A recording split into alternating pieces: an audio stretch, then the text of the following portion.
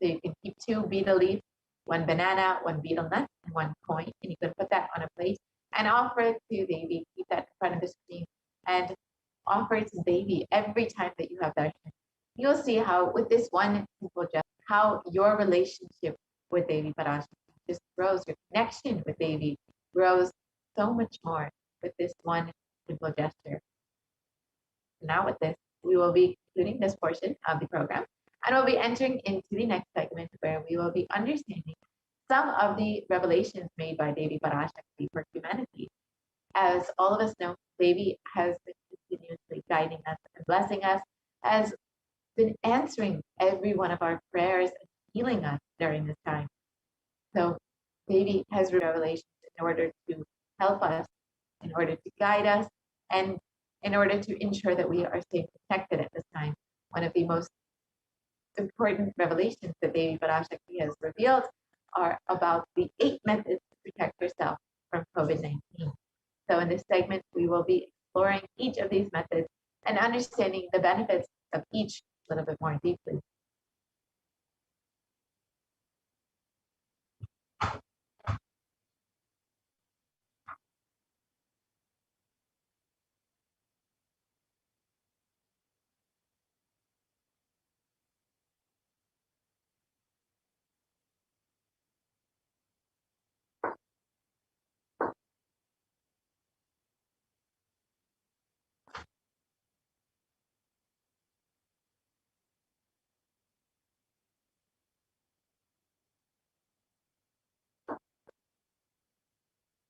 So first, let us understand the compassion of the other avatar in the Guru Padaka Stotram composed by Adi Shankaracharya.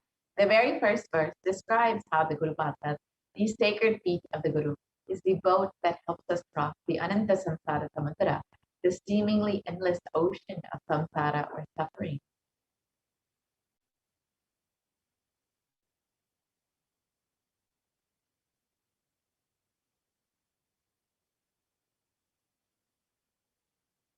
And in this verse, Adi Shankaracharya describes salutations to the sandals of my Guru, which is a boat which helps me cross the endless ocean of life, which endows me with the sense of devotion to my Guru, and by worship of which I attain the dominion of renunciation.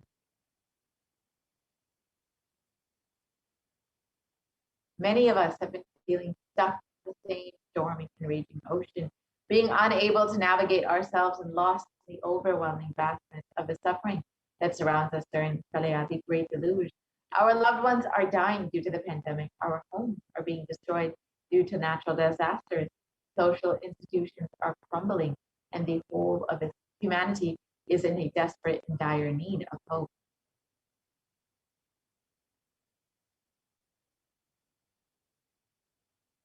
And the Cosmic Mother alleviate the suffering of humanity.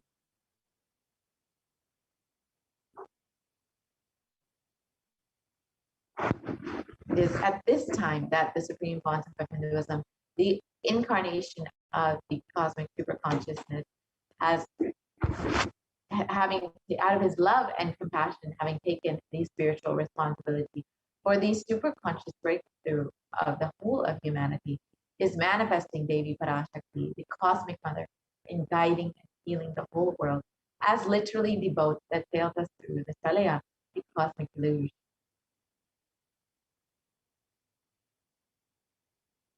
Devi Parashakti is herself manifesting through the Nijavatara and answering each of our prayers, granting boons, healing us, manifesting miracles, removing all of our pain and suffering.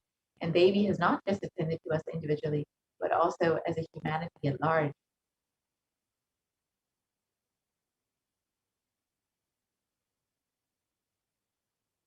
Devi Parashakti has guided the whole of humanity in the form of revelations of profound sacred secrets of Sanatana Hindu Dharma, and by showing us the future regarding global issues, the COVID pandemic, natural disasters such as fires, floods, and more, and even the twisted human conspiracies and underground wars which have not surfaced common knowledge as yet.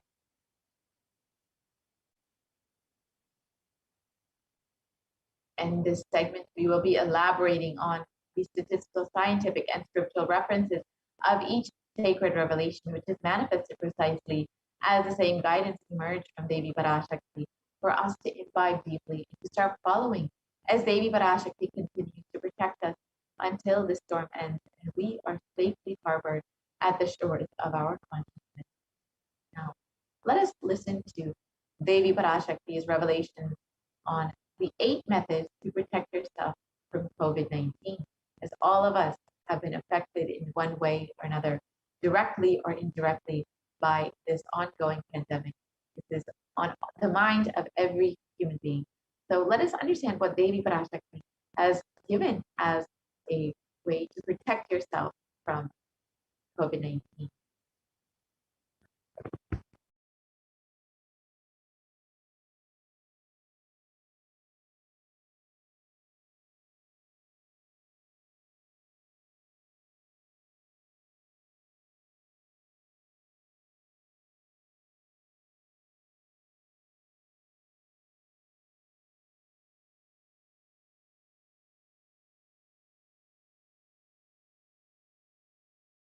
Parashodasi Meenakshi, Parameshwari Meenakshi, Parashakti Meenakshi, இங்கு எழுந்து அருளினோம் எல்லோர்க்கும் ஞானமும் தன்மையும் தந்திட நன்மையெல்லாம் அளித்திட நாமே வந்தோம் இங்கு. கைலாசத்தின் சுவாமினியாய் பரமசிவன் கிரகத்திருந்து நம் அனுக்கிரகத்தினால் நித்யானந்தன் விக்கிரகமாய் மலர்ந்தோம். உங்கள் எல்லோருக்கும் நல்லதை செய்திட, நன்மையை சொல்லிட, தர்மார்த்த காம மோக்ஷம் எனும் புருஷார்த்தங்கள் நாளும் பொங்கி மலர்ந்திட வந்தேன் இங்கு. மாந்தர்கள் கொடுந்தொற்று கொரோனா கண்டு அஞ்ச வேண்டாம். 8 வழியின் மூலமாகவும் எண்ணத்தில் தியானித்து என்னை பிரார்த்தித்தல் 1, சமூக வலைதளங்கள் மூலமாய் என்னை சரணடைதல் 2, எங்கெல்லாம் என் மகமாரி வடிவத்தில் நான் குடிகொண்டிருக்கின்றேனோ அங்கெல்லாம் பூமிதித்து என்னை வழிபடுவது, நெஞ்சில் மஞ்சள் தடவி வேப்பம் சாரருந்தி தினந்தோறும் என்னை தியானிப்பது 4, நிர்விகல்ப நிலையிருந்து நித்யானந்தத்தை நிறைத்து உயிர்வது 5, சிவ சிவ சிவ எனும் பிரபஞ்ச பெரும் நாதத்தை அஜபா ஜபமாய் நிகழ்த்தல் 6,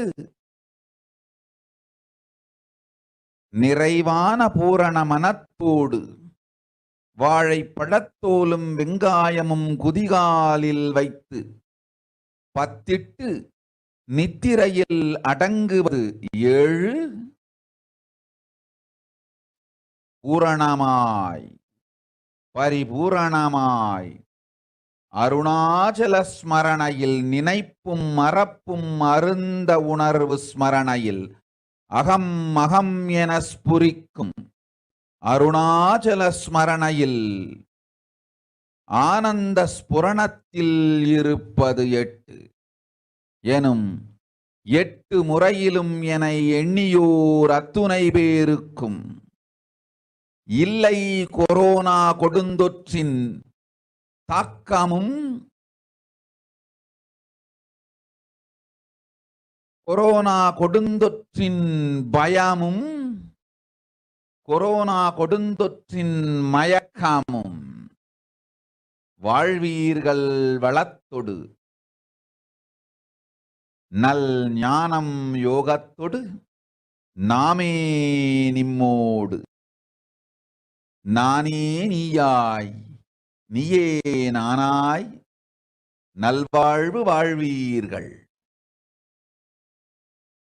எட்டில் ஒன்று செய்தாலும் கொரோனா உங்களை எட்டவிடாது காப்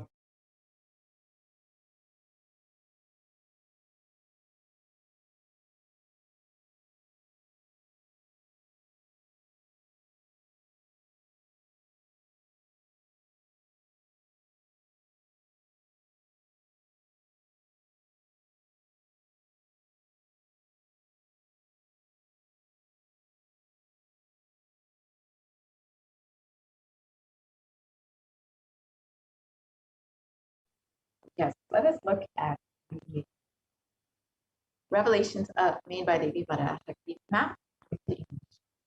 Oh, humans, don't be scared of the deadly infection corona. Through these 8 ways, praying and meditating on me, surrendering to me through social media, wherever I am residing, worshiping me by doing the fire walking, applying turmeric in the chest, drinking neem juice, and meditating on me every day, being in the unclutched state, filling with eternal bliss.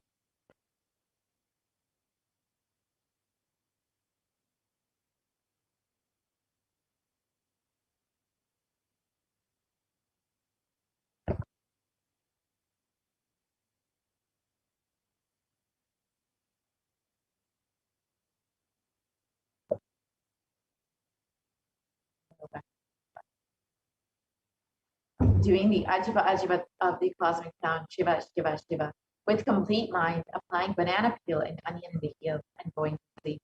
Being in the state beyond any remembrance or forgetting, in the Arunachala Spurana that blossoms as Aham, Aham, in the state of Ananda Spurana.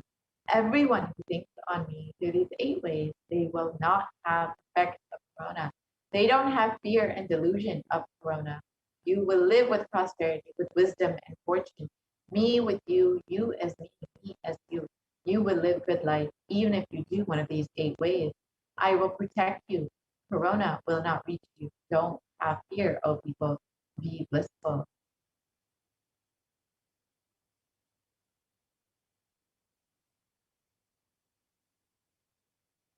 Parashakti has revealed the 8 methods to protect all of humanity from COVID-19.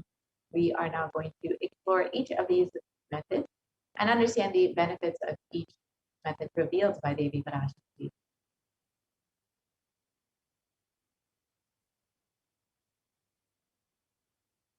The first method revealed by Devi is praying and meditating on Devi Parashakti.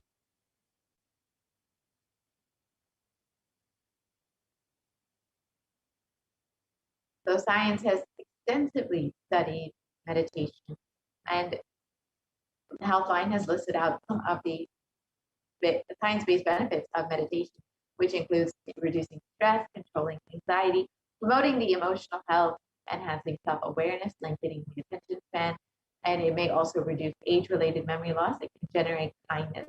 It may help fight addictions. It improves sleep. It helps control pain. It can decrease the blood pressure, and it is easily accessible anywhere.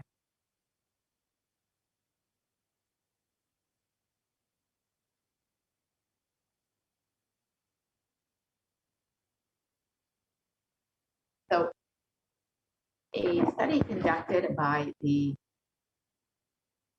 Cambridge University Press reiterates the necessity of meditation during times of crisis such as COVID-19.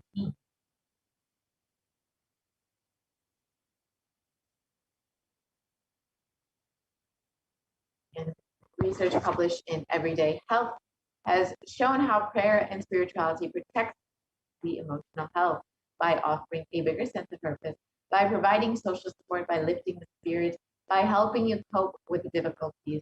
And a September 2015 report published in Health Psychology found that when researchers followed 191 people with congestive heart failure for 5 years, they found that those who reported feeling spiritual peace and who also made some healthy lifestyle changes were significantly more likely to live longer than their peers. And people with major depressive disorder or chronic medical illnesses who who report high levels of religiosity, which include daily religious experiences, generally become more optimistic than their peers. This was found in a study published in July 2015, Depression and Anxiety. So now, let us look at what the avatar has revealed as the benefits of meditation on our brain, the impact of meditation on our brain, directly demonstrated by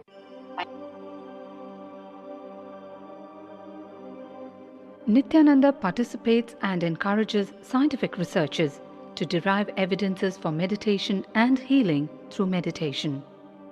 Dr. R. Murli Krishna, President, COO, Integris Mental Health and James L. Hall Jr., Center for Mind, Body and Spirit, Oklahoma in US, and his team invited Nithyananda to derive scientific evidences for meditation and the state of his enlightenment. When Swamiji came, I have requested him to do one thing. I asked him, would you be willing to undergo some scientific investigation of the meditation process? He very cheerfully agreed without one complaint. He went for 3 repeat sessions for PET scanning and 3 repeat sessions for quantitative EEG sessions. And these are really not very easy tests to go through. It requires a lot of patience and a lot of willingness to do that.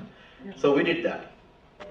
Because if a meditation process is doing something to your brain, we should be able to detect that.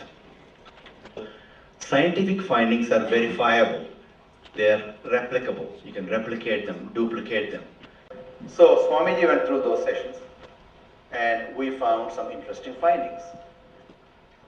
In PET scan, they inject a radioactive dye which goes and sits in parts of the brain that are active. In the normal, non-meditative state, the brain is very active. And when we are seeing someone, the rear end of the brain, the visual cortex, is very active, as shown in the diagram. Usually the brain is so active, there are 100 billion brain cells there. But what meditation does is something very interesting. It shows the frontal lobes getting more active. The frontal lobe is where you have judgment, wisdom, reasoning. Here are some of the brain scans I'm going to share with you. This is alert, non-meditative state. The second one is 30 minutes into 30 minutes meditation. Look at the frontal lobes, how they light it up. They light it up big time. 60 minutes of deep meditation, and here is a deep, deep level of meditation where it lights up significantly right there. Right in the middle, going just deeper.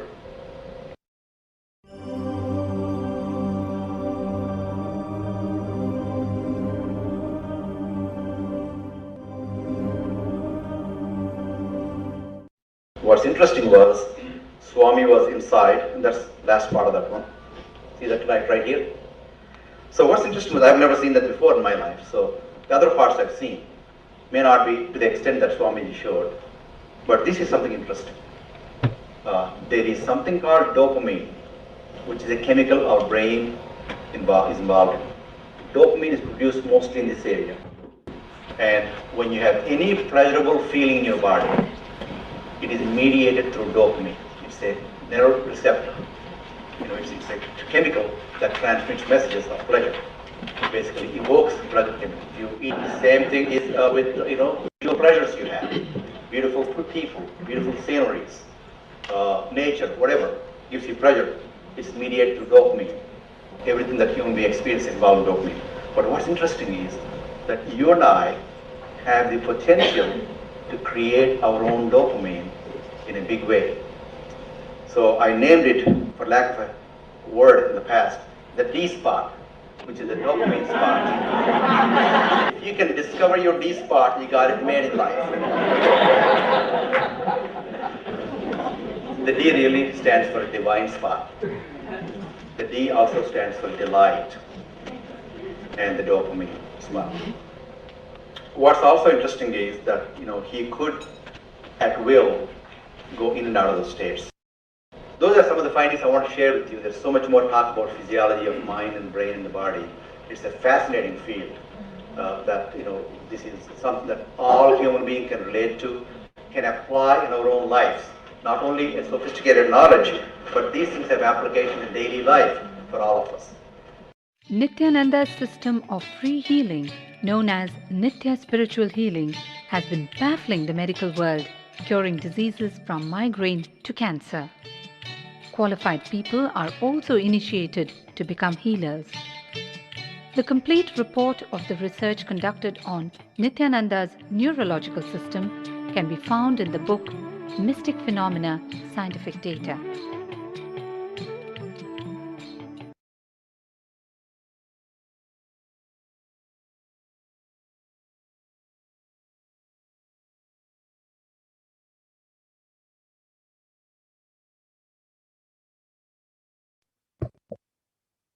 Now that we have understood the impacts of meditation on our brain, let us now look at prayer and how prayer can be stress buster as revealed by the 3-month process.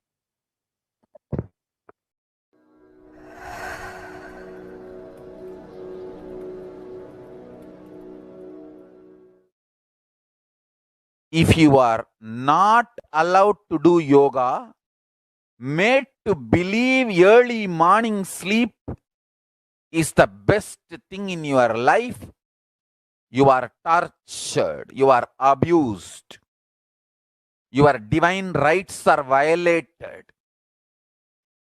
If you are constantly inspired to do yoga early morning, Brahma Muhurta time, and everyday puja, sit that 30-40 minutes and melt down by feeling connection. Understand?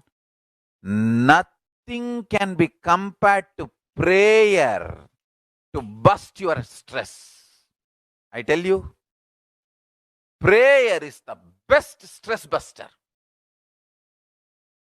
Deep feeling connection and tears rolling in your eyes and melting down. Prayer to Paramashiva. Intense yearning, Vyakulata, talking to Paramashiva, relating to Paramashiva. Nothing can be compared to that to bust your stress. I tell you, every day puja is an ultimate recharging experience. If you do everyday puja,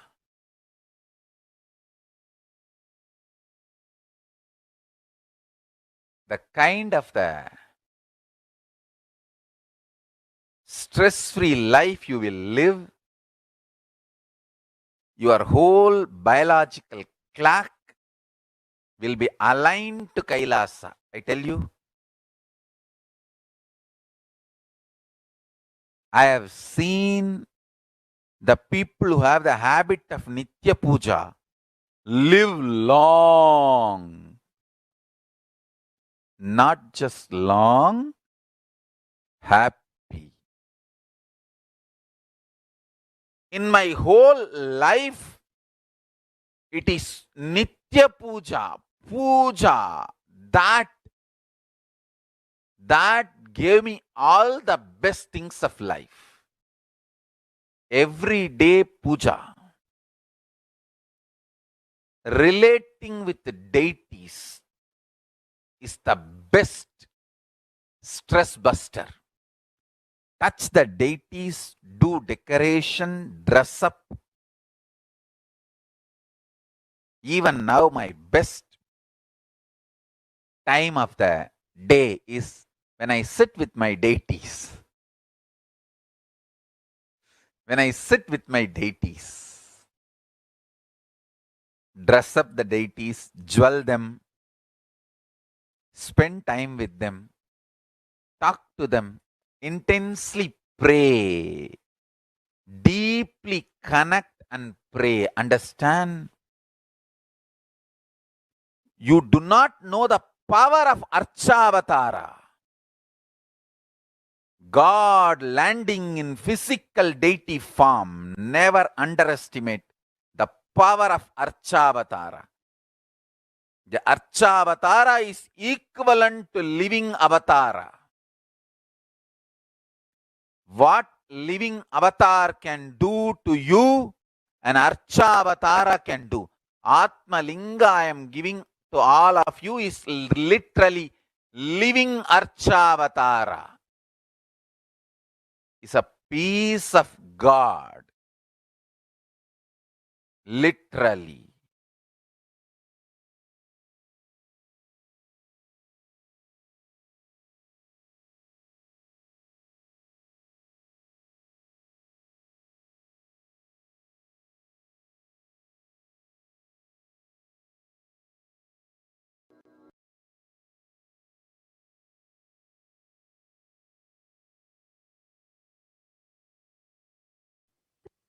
Yes, let us look at the next method revealed by Devi Parashakti.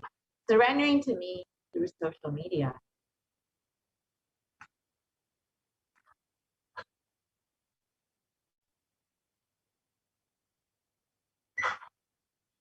So you can connect with Devi Parashakti on all social media platforms in order to ask your prayers and be blessed by Devi Parashakti. So you can connect with Devi via YouTube. So you can visit Kailasa's HDH Nithyananda YouTube channel and go ahead and join as a member of the channel. And once you've done that, you can ask your questions in the live comment section during the live Parashakti Akashic reading.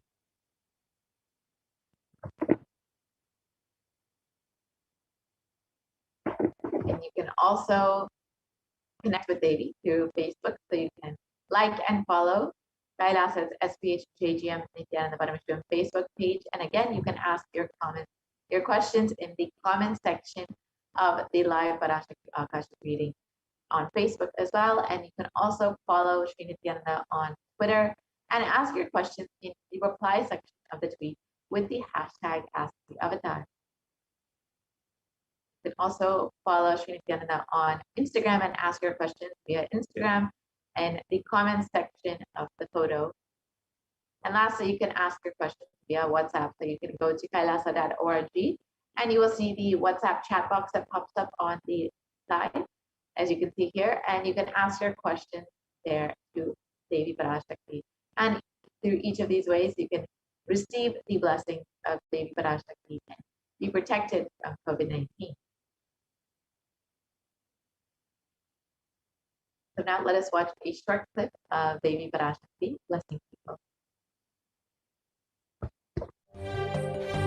காளியின் ஆட்டத்தை ஆனந்தத்தை ஆனந்தத்தொடு ஆடிய ஆட்டத்தை கண்டோர் உயிருக்குளெல்லாம் இறங்கி குண்டலினி உயிர்ப்பிக்கச் செய்து மாய மனத்தின் இருளை அகற்றி மாயம் அழித்து மங்களம் தந்து குரு பக்தியும் சிவ பக்தியும் பரமசிவ பக்தியும் பரமசிவ சக்தியும் அளிக்கின்றேன். மனமாயை விடுத்து குரு பதத்தை பற்றுங்கள். நித்யானந்தமாய் நிஜாவதாரமாய் வந்துதித்த என்னை பற்றி வாழ்வில் எல்லா நலமும் பெற்றிடுங்கள். ஓம் ஓம் ஓம். யாதுமாகி நின்றாய் காளி, ஓம் காளி ஓம் சக்தி, ஓம் காளி ஓம் சக்தி, ஓம் சக்தி ஓம் சக்தி. ஓம் ஓம் ஓம் ஓம்.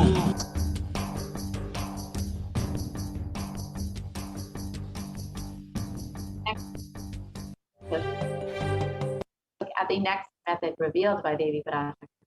Worshipping me, Devi Parashakti, by doing the fire walking wherever I'm residing.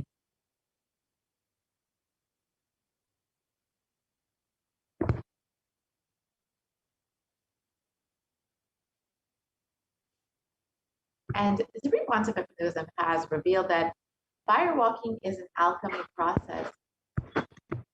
In the words of the Supreme Concept of Hinduism himself, our rishis and munis have been adepts and masters in every field, whether health or keeping the society safe. In every field, all the vratams, the pujas, the spiritual techniques, the religious rituals, anything they design is highly scientific and directly useful for the life. Coronavirus will not affect you at all because that fire walking time is that just shoots up your whole immunity, that power, the power to protect yourself from any virus or any problem. It's actually a powerful technique. It's a very powerful technique followed in those days, especially during this season. Especially that is done very traditionally, systematically. If you had even small blisters, and even if you did not have any blisters, you are protected already from corona problem. You will not be affected at all. Corona will not work on you. It will not affect you, and you don't have to worry. It is a traditional way of making you immune. Actually, it's a traditional vaccination process. It's 11 feet length, the burning live charcoal on which you are supposed to walk with the traditional powerful music which activates your lymph system, we call it in the back of the neck. This music will feel like it is hitting the back of your neck, and your whole detox system will be awakened. In that peak altered state of consciousness, you should walk on fire, not just like that, you will walk on fire. You will first awaken, trigger the detox system, and then walk on fire, the 11 feet fire pit.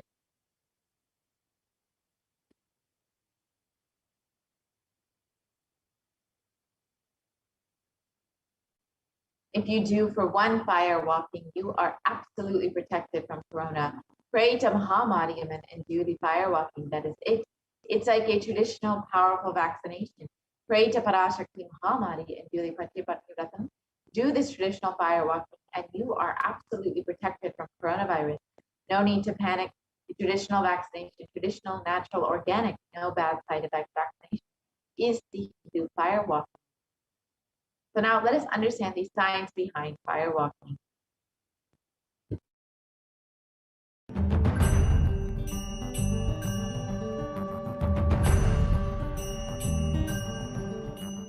All these transmutation processes means balancing the system and awakening the whole consciousness to your whole body is what I call transmutation processes. Some parts of your body becomes insensitive to the existence because of the job it is doing, like a feet. Because of the continuous walking, it becomes insensitive. Your cheeks, how they are sensitive, they don't become they lose sensitivity to the reality. But for a complete Kundalini awakening, your whole body needs to be alive and experiencing the reality and ability to experience the higher consciousness. That is when we have the process of fire walking.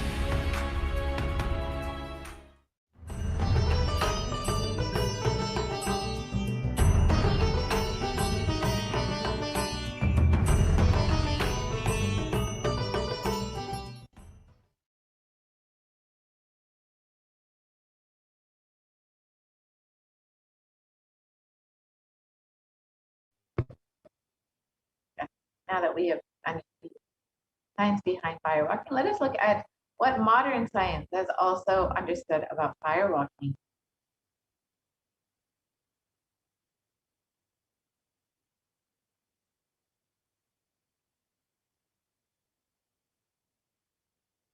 But before that, let us watch a short video of the Supreme Concept of Hinduism himself doing the fire walking in the sacred city of Tiruvannamalai, the birthplace of the Supreme Concept of Hinduism himself.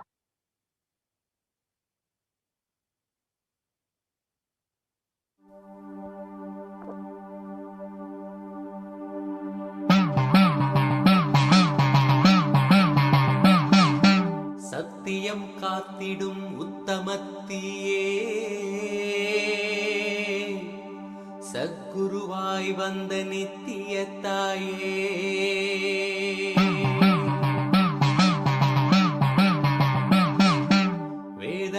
வணங்கிடும் ஆதியும் நீயே, ஜோதிமலையிலே அவதரித்தாயே.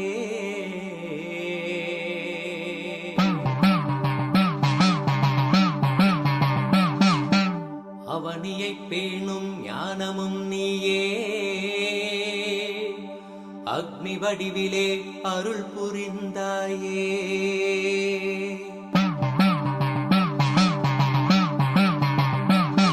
தீனிலே பிறந்தவளே நித்ய ஆனந்தத்தியே நித்யானந்தேஸ்வரி. தீனிலே பிறந்தவளே நித்ய ஆனந்தத்தியே நித்யானந்தேஸ்வரி. கருமங்களை கொன்றிட வந்தாய் நித்யானந்த, தர்ம மண்ணில் வென்றிட வந்தாய். கர்மங்களை கொன்றிட வந்தாய் நித்யானந்த, தர்ம மண்ணில் வென்றிட வந்தாய். தீனிலே பிறந்தவளே நித்ய ஆனந்தத்தியே நித்யானந்தேஸ்வரி.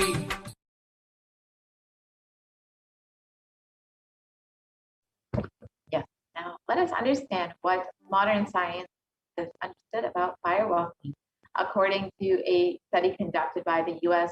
Study of Medicine, the National Institute of Health, regarding the various effects of and benefits of firewalking, it was found that firewalking actually increases the levels of happiness and lowers fatigue levels in people who participated in firewalking compared to those who did not.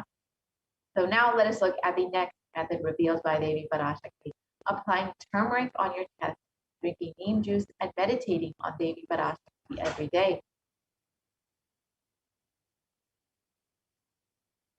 So let us understand the benefits of neem juice as revealed by the Supreme One.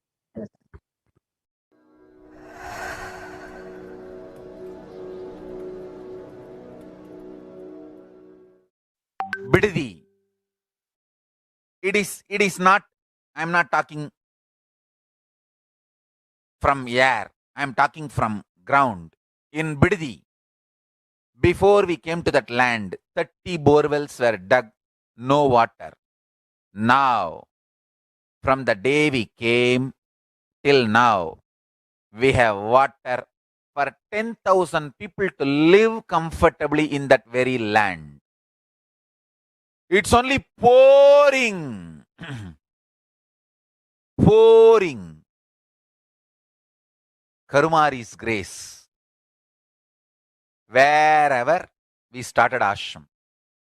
Nature completely cooperates because we know biology, whole biology thinks.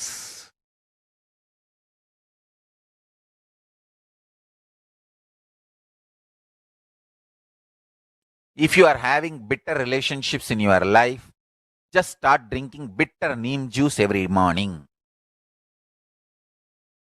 The problem will be solved.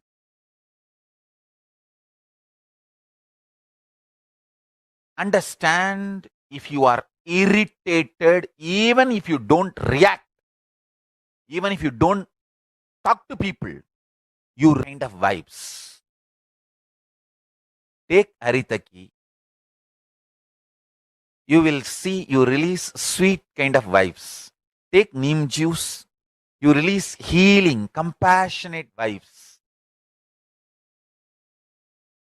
A woman who applies neem powder and takes bath, who applies turmeric powder and takes bath, is equivalent to Karumari Mahamayi.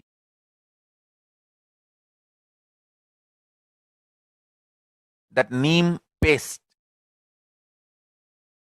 and turmeric powder, if a woman takes bath with that, she is equivalent to Mahamayi.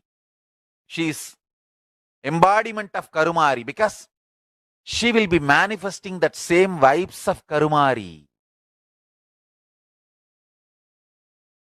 I sincerely recommend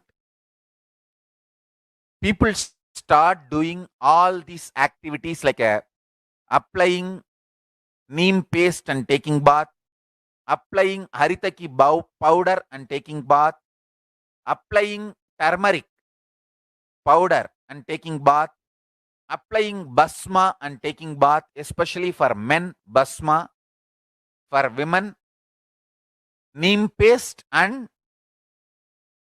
turmeric paste. All four can be used by both all genders. That is different. If you want specific, I'll recommend the neem and turmeric for female body, haritaki and basma for male body. Understand your whole biology things. Working on whole biology changes the whole life. So, now with this understanding the whole biology things, think Mahavagya. This is Ajapa Japa. Think Mahavagya. With the understanding your whole biology things. Om Nithyananda Paramashivoham. Blessings to all of you. Start manifesting powers. Now,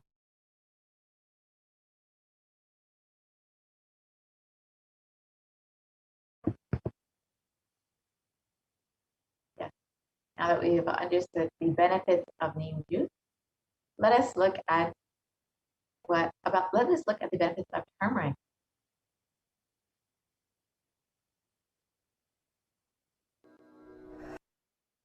Of course, traditionally, we all know that turmeric is very well known for its anti-inflammatory effects, but recently, in the last 2 decades, curcumin has also been shown to be a potent immunomodulator agent that can modulate the activation of T cells, B cells, macrophages, neutrophils, natural killer cells, dendritic cells, and more. And these are all immune cells, and curcumin can also downregulate the expression of various pro-inflammatory cytokines and chemokines.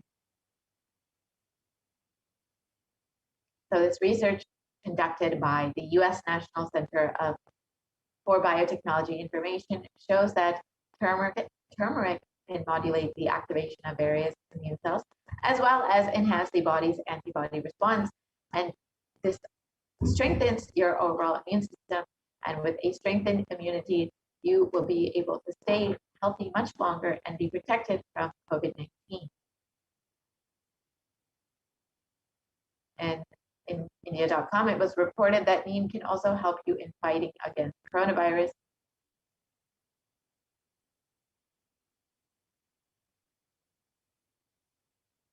And it was also reported that turmeric and neem are effective against coronavirus, according to a KGM News study.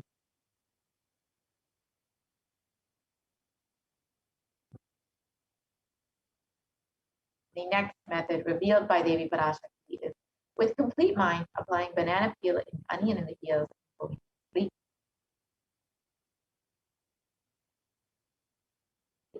So this is a very simple process. You can just put an onion or a banana peel on the heel, as shown in photo, and you can put a sock over it and go to sleep like this.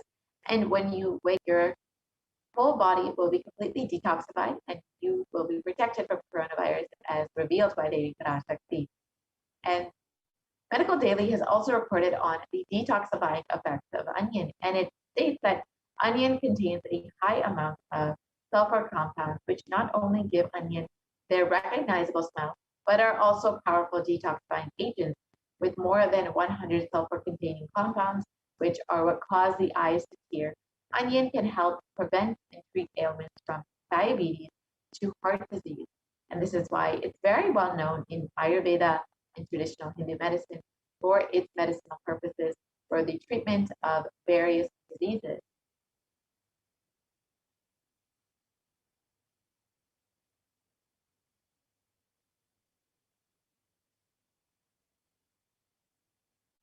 And a review published in the Journal of Phytotherapy on the detoxifying effects of onion states that compounds from onion have been reported to have a wide range of health benefits, which includes anti-carcinogenic properties, antiplatelet activity, antithrombotic activity, anti-asthmatic, and antibiotic effects.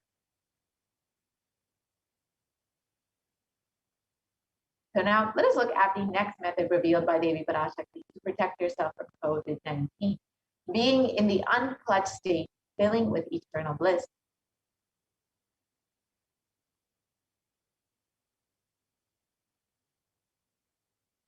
So let us understand the science of unclutching as revealed by the Supreme One of Buddhism.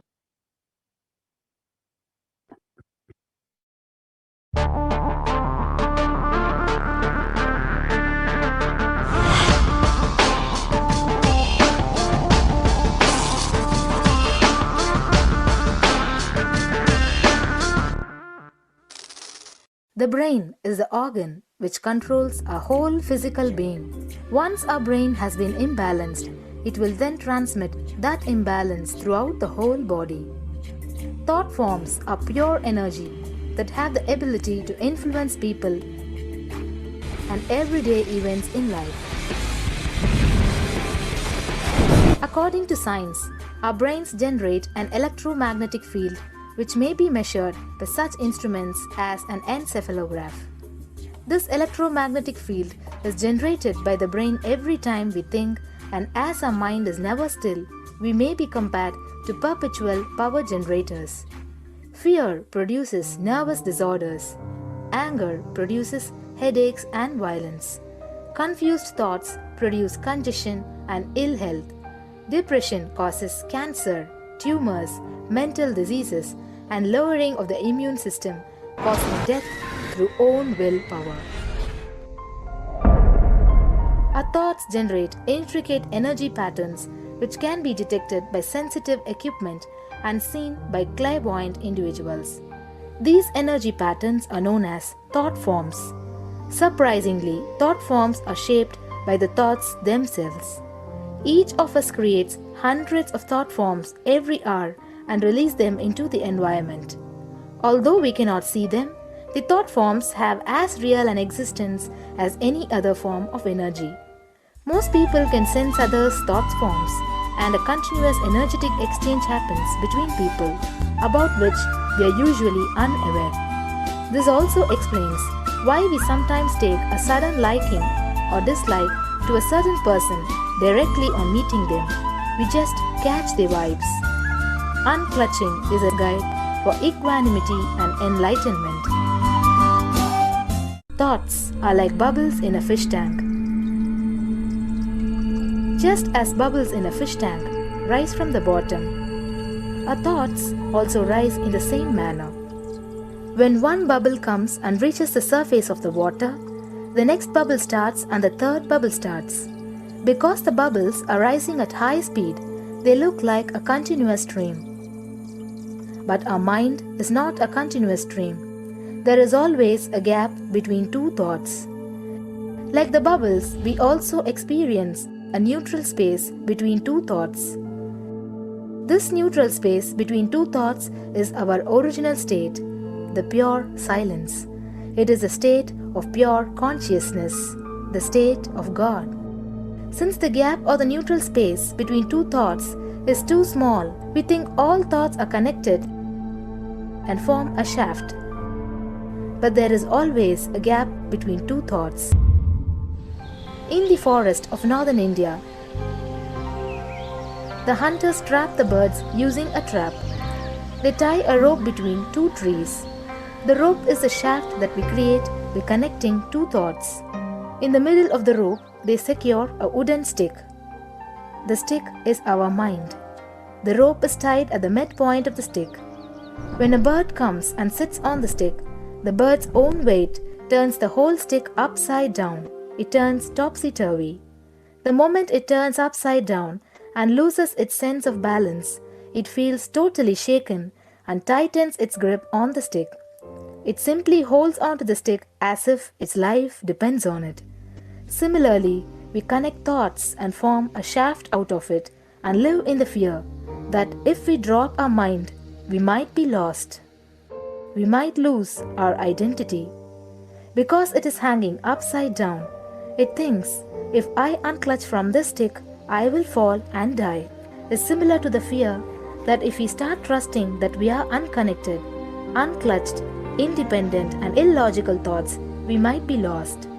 If the bird lets go and relaxes, it may flutter to balance for a moment or two. When it leaves the stick, maybe for a few seconds, it will fall, but then it will adjust itself and start flying.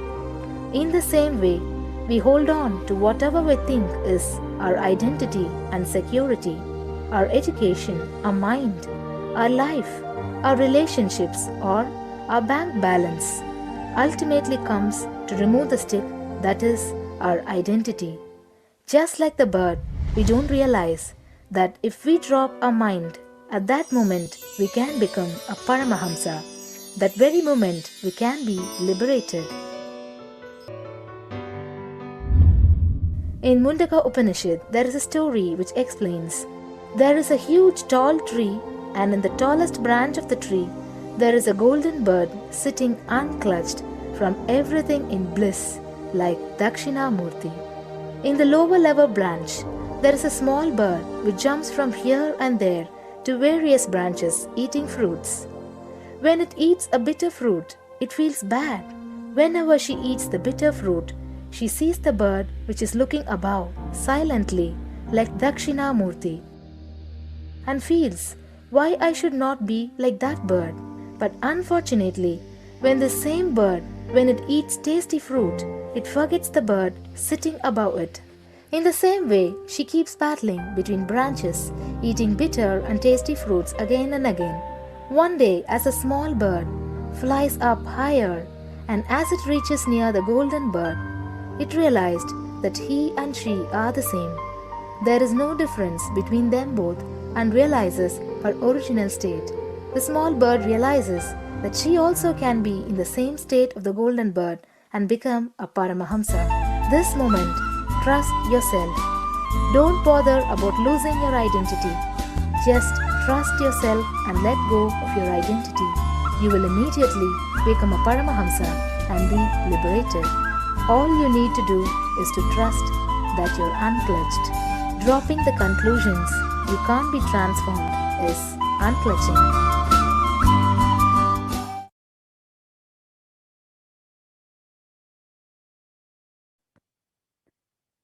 Yes, now that we have understood the science of unclutching, you can take a few minutes in your day to practice beautiful science of unclutching. And you can, it's a very simple process. You can just sit with your head, neck, and spine in a straight line and have your eyes closed. Intensely chant the Mahavakya. Do not engage with any thoughts or emotions. Purely let the space of unclutching manifest inside of you and chant the Mahavakya. Om Nithyananda Paramashivoham. You can also listen to the Mahavakya on YouTube. So you can spend any time in your day when you just have a few minutes, 5 minutes is okay, just to experience this space of unclutching. And if you do take some time to do this, you can fill out your minutes for peace by visiting kailasa.tv/minutes for peace, which we will be seeing the link shortly.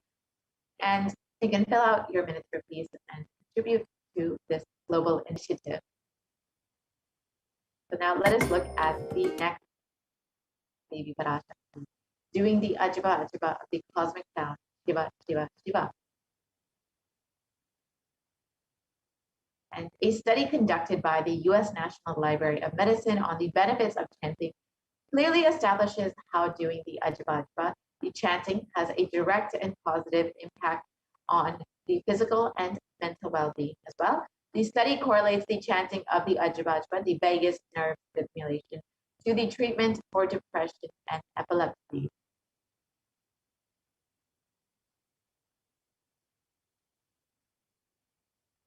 So here you can see the rest of that study.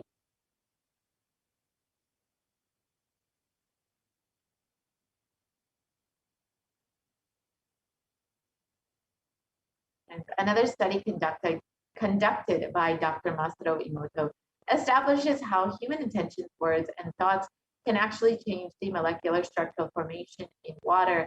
This research clearly depicts how water, when exposed to positive sound vibrations, the molecular formation in the water becomes a very pleasant formation. Whereas when exposed to negative sound vibrations, the water molecule becomes disfigured, distorted, and disintegrated. So in the next slide, we will be seeing the photos of water when exposed to positive sound vibrations. Words like compassion, thank you, wisdom. You can see how the water forms this beautiful snowflake-like structure. Whereas when the water is exposed to negative sound vibrations, like heavy metal music, or words like "I will kill you, you fool," the water molecule becomes completely disintegrated, disformed, disfigured, as you can see in the lower photos. So you can imagine what happens to a body, which is composed of up to 60% water, when you chant the Ajabajba, the chanting of the sacred cosmic sound. So if you do practice unclutching or the Ajabajba, you can sign up your minutes for peace at kailasa.tv/minutes for peace. The link is projected here. And the Supreme Council of Hinduism has explained that if 10,000 people can do this just for 3 months, we can give such a powerful, super conscious breakthrough to the whole of humanity, because all of us are interconnected. We are not all islands. These are all fundamental truths.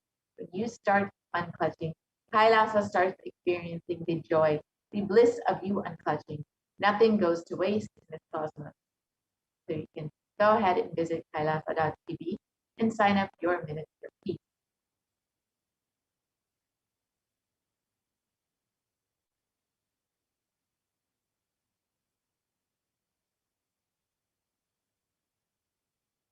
Now let us look at the last method revealed by Devi Parashakti. Being in the state beyond any remembrance or forgetting, in the Arunachala Swarana that blossoms as Aham, Aham, in the Ananda Swarana. So just being the constant remembrance of the divine, neither having to actively remember nor forgetting, but just being in that constant state of oneness with the divine. When you are in this space, you will be completely protected from coronavirus. So each of these methods revealed by Devi Parashakti is independently powerful enough to protect you from COVID-19. You can practice any one of these methods and be rest assured that you will be absolutely safe from COVID. Now, Devi Parashakti revealed that one of the earlier methods that Devi Parashakti revealed is praying and meditating upon Devi. So the easiest way to do this is just to Devi, offering your devotion to Devi Parashakti. And in this next segment, you will understand some of the ways you can offer your love to Devi through the offerings segment, which we will be entering into shortly. And recently, Bhagavan Sundareshwara revealed that an offering is when you even have the intention to make an offering, when you have the intention to offer your love or gratitude to the divine, it is only because of the grace of the divine, the grace of Swamiji that has happened in your life that you are even having this intention. And you are experiencing this intention because the divine Swamiji is ready to shower upon you, and having the intention to offer is just his grace for you to be blessed with all of the blessings that he is ready to shower upon you. So when you have this intention, you should celebrate it and enjoy the intense devotion that you are experiencing, which is just a gift from the divine. So now let us enter into this offering segment. And as you are preparing for this offering segment, you can take a few minutes now to go ahead and join as a member of Kailasa's SBH YouTube channel, SBH Nithyananda YouTube channel. So you can visit Kailasa's SBH Nithyananda YouTube, and you can go ahead and join as a member. The join button is right next to the subscribe button. Join as a member, and you can sign up to whichever level of e-Kailashan you would like to be. And once you have joined as a member, you will have access to various exclusive content, and you will also have the ability to ask your questions directly to Devi Parashakti, Bhagavan Sundareshwara, and to Swamiji during the live darshan in the comment section of the YouTube video, of the live video. So you can go ahead and join today. And now let us enter into the offering segment. Nithyanandan, and welcome back to this segment where we'll be learning more about the traditional offerings that we can make to Devi Parashakti today as we get ready to receive her darshan and blessings.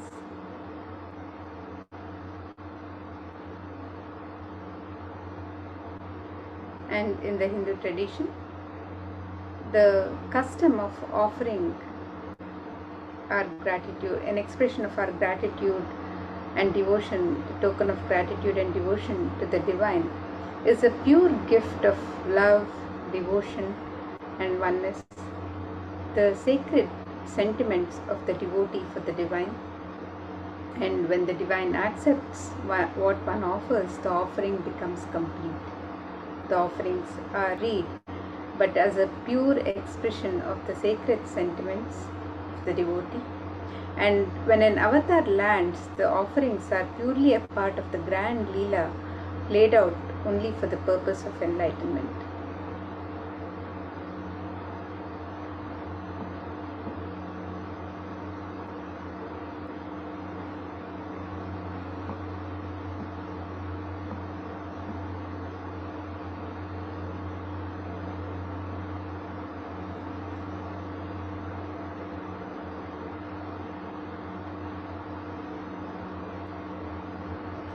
And now, as we get ready to receive Devi Parashakti, receive the darshan and blessings of Devi Parashakti, let us look at this Dhyana Shloka which describes the beauty and splendor of Devi Parashakti. Let us contemplate on the form of Devi Parashakti.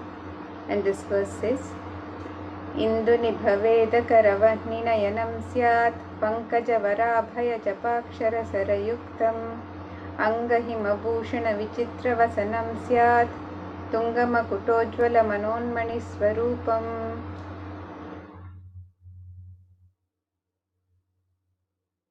And the translation of this verse, it says, moon-like face holding the Veda books on hand, fire in eyes with lotus flower facing in blessing hands, and one hand with japamala, beautifully decorated with jeweled ornaments in wonderful clothes and shining crown. Her name is Manonmani. And another verse from the Mula Agam, Manonmani Dhyana, which describes Devi Parashakti. This verse is, Dhyayet Devim Trinetram Shashinibhavadanam Vedahastam Dadhanam Savye Padmam Varadamapare Chabhayam Chakshamalam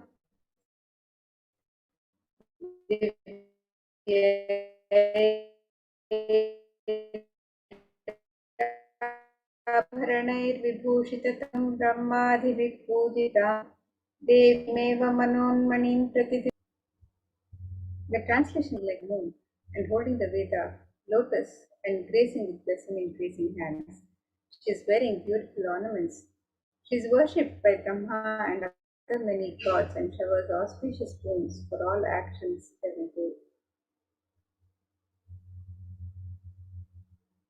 And in the Hindu tradition, the traditional offerings to the divine are made with the divine element of gold. Various rituals are performed with the divine element of gold. So let us look at the significance of this sacred element as described in the Atharva Veda. This verse which describes one of the many significance of the divine element of gold. And this verse says, Vedajutam janmanedam hiranyam agnirekam kiyatamam babhuva somasyaikyam insitasya parapatata apamekam veda samreta ahutatte hiranyam trividastvai vishe.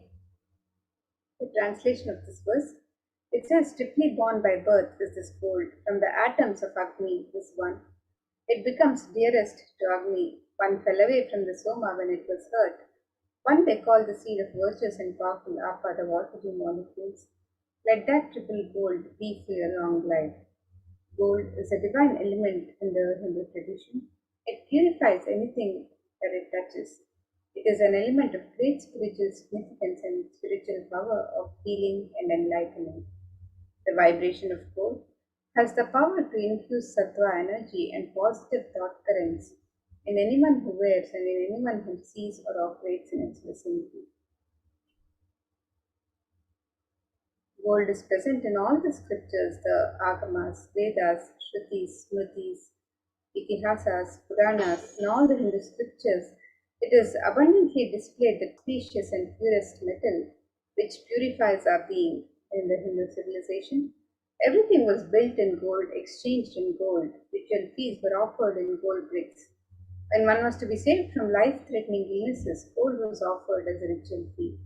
Gold was in abundance and used for weighing equivalent amounts of commodities, including cows.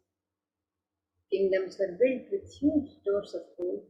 The streets would have huge columns and huge archways made of gold. Horses and cows were dressed in gold. Hindu civilization thrived on the banks of rivers of gold. The Indus River was called Hiranmaya, the river of gold in Rig Veda. The river Saraswati was called Hiranyavartini in Atharva Veda. Gold is the supreme element for offering gifts to the ones you love and revere. Temples are constructed and paved in gold. Deities are made in gold and decked and adorned in gold because it preserves the enlightenment energy for thousands of years and it lasts forever.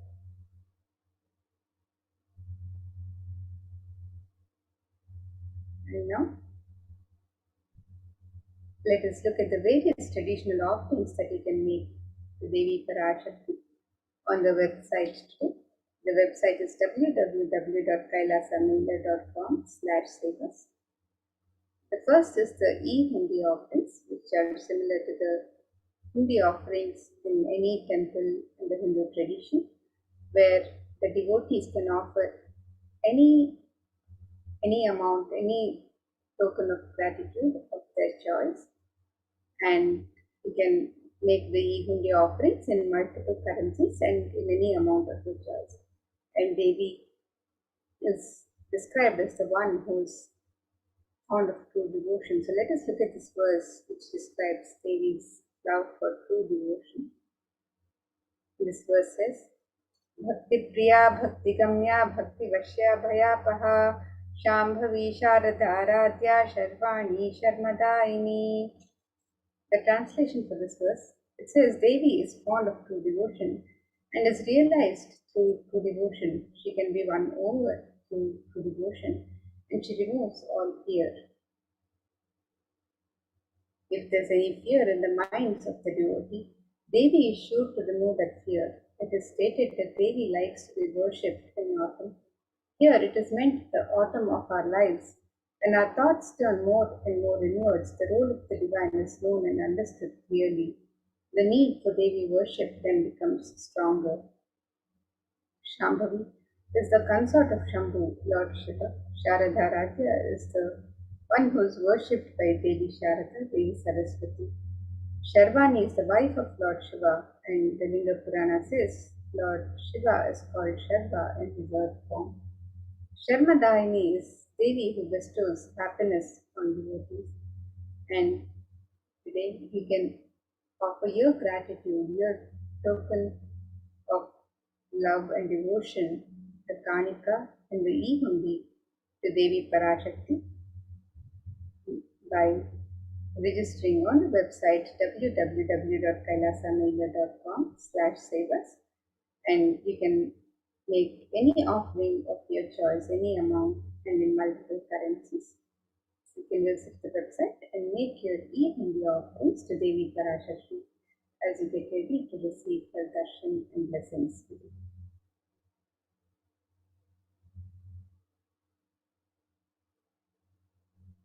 And the next offering to Devi Parashakti is the offering of the Sankalpa chanting, which is the offering of the conscious resolution. And this verse from Devi Mahatmya, chapter 10, verse 34, describes Sayaitan mohyate vishvam shaiva vishvam prasuyate saya chittaja vijanam tushtaruthim prayaschati. The translation of this verse, it says, the goddess enchants this universe and she herself gives birth to this universe. That goddess, being prayed without interest in anything, gives that knowledge that leads to salvation and gives wealth in the materialistic sense.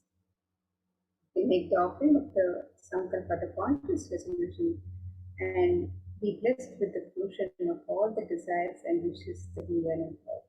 We make the offering of the conscious resolution, the Sankalpa chant, on the website www.kailasamailer.com/sevas. And the next offering to Devi Parashakti is the offering of the Sahasranama Swarnakasu. This is the offering of the pure gold coin inscribed with one of the 1008 sacred names of Devi Parashakti. Devi is described as Nama Parayana Prita in the Lalita Sahasranama. It means she who likes the repetition of her various names. In this offering of the Sahasranama Swarnakasu, the pure gold coin, each coin inscribed with one of the 1008 sacred names of Devi Parashakti, is a very special and unique archana offered to the Mahameru of Devi Parashakti. So you can make this offering on the website www.kailasamailer.com/sevas, and you can make this offering in 3 different denominations and any number of funds as you wish to. And when you make these offerings of the sacred names inscribed on the gold coins, each sacred name describing the Ananta Kalyana Gunas, the divine qualities of Devi Parashakti herself, you're also blessed to imbibe these very same divine qualities of Devi Parashakti. So you can make this offering on the website www.kailasamailer.com/sevas. And the next offering to Devi Parashakti is the offering of the Mukta Anguti, the gold finger ring embedded with pearl. And Devi is described as the one who is adorned with garlands of pearls and gems. So let us look at this verse that describes the beauty of Devi Parashakti, decked in pearls and gems. This verse says, Muktahara lasat kirita ruchiram punendu vakra prabham shinjanno purakinkini manidharam padma prabhabhasuram sarvabhita palapradham girisutam vani rama sevitam meenakshim pranatosmi santatamaham karunyavaram nidhim. The translation of this verse, it says, I bow to the goddess Meenakshi, whose crown has garlands of pearls and a face shining like a full moon, who wears anklets that are studded with gemstones and has small bells, who is shining like the splendor of the lotus, who grants all the wishes, the daughter of the mountain who is worshipped by goddesses Vani and Rama. I remain ever bowing to the goddess Meenakshi, the ocean of compassion.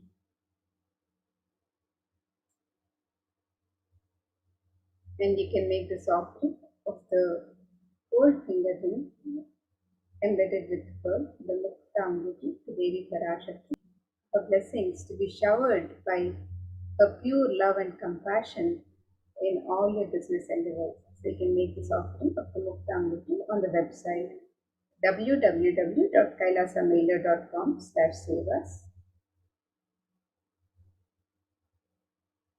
And the next offering to Devi Parashakti is the offering of the Swarna Padma Pushpa, the gold lotus flower. And in the Kamikagama, it is described, one of the significance of the gold lotus is described in one of the verses. And this is one of the many spiritual significances of the gold lotus. So let us look at this verse from the Kamikagama. It says, अष्टविद्येश्वरोपेत कुम्भावरणसंयुतं सर्वे ससूत्रवस्त्राढ्या हेमपङ्कजभूषिताः सपिधनः सत्पुरजश्च पक्वबिल्वफलप्रभा स्नपनध्याय संसिद्धा प्रमाणेन समन्विताः. The translation of this verse, it says, all the kalashas should be wound around with suitable thread and covered with a new cloth. They should be adorned with lotus flower made of gold. And there are hundreds of spiritual references in the Hindu tradition to using the lotus in the worship of Paramashiva.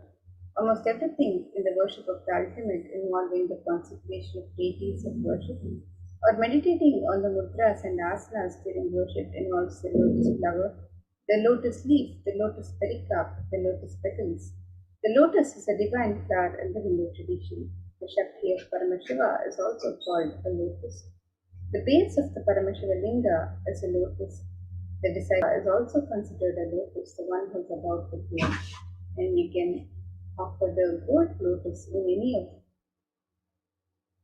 3 different sizes and be blessed to have this 8 space bubbles and being of Devi Parashakti in your inner space amidst any and every adverse in life. And you can make this offering of the gold lotus on the website www.kailasamailer.com/save us. And the next offering to Devi Parashakti is the offering of the Swarnamati, the gold clothing. And this verse from Saundharya Lahari describes the beauty and grace, splendor of Devi Parashakti's lotus feet. And this verse says, Nakadhiti Viti Sanchanna Namajjanatamo Guna Padadvaya Prabhajala Parakrita Saroruha. The translation of this verse, it says, You whose brightness from the toenails destroy the darkness of ignorance from the minds of your devotees who prostrate at your feet. You whose brightness from your 2 feet overpowers that the lotus flower tree. And you can make the offering of the Swarnamati, the gold clothing to Devi Parashakti, to adorn her sacred lotus feet and be in constant gratitude for receiving her blessings in even the most difficult aspects of life. You can make this offering of the Swarnamati on the website www.kailasamailer.com/save. And the next offering to Devi Parashakti is the offering of the Swarna Mantika, the gold hairline jewelry. And Devi is described as Sudha Sharabhivashi, she who makes the nectar flow in all her nerves with her Sarataka. That is she who gives the very pleasant experience of the ultimate. And the Swarna Mantika represents the nectar overflowing from the Sahasrara, which is freely open with the sacred sentiment of gratitude. You can make this offering of the Swarna Mantika to Devi Parashakti and receive the blessings of achieving the blissful state of overflowing gratitude and the space of complete completion. You can make this offering on the website www.kailasamailer.com/save. And the next offering to Devi Parashakti is the offering of the Prataksha Pada Puja. And Devi is just the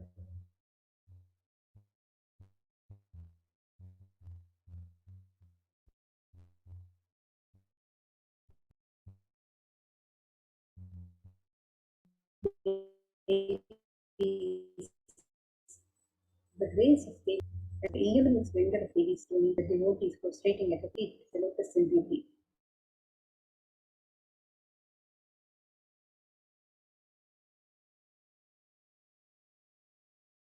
Tamoguna is the darkness which is indicative of the ignorance in the minds of the devotees. And by constantly prostrating before Devi, their ignorance is removed and they attain the ultimate knowledge. So you can make the offering of the Pratiksha Pada Puja, which is the traditional offering of the gratitude, the ritualistic offering of gratitude, one of the most sacred offerings of gratitude from disciple to guru. And you can make this offering on the website www.kailasamailer.com/save. And you're blessed with all the auspiciousness and blessings of Devi Parashakti and the Supreme Pontiff of Hinduism himself, Jagadguru Mahasamidhanam, his divine holiness, Bhagwan Sri Nithyananda Paramashivam, the Nijavatara of Devi Parashakti herself. You can make this offering of the Pratiksha Pada Puja on the website www.kailasamailer.com/sevas.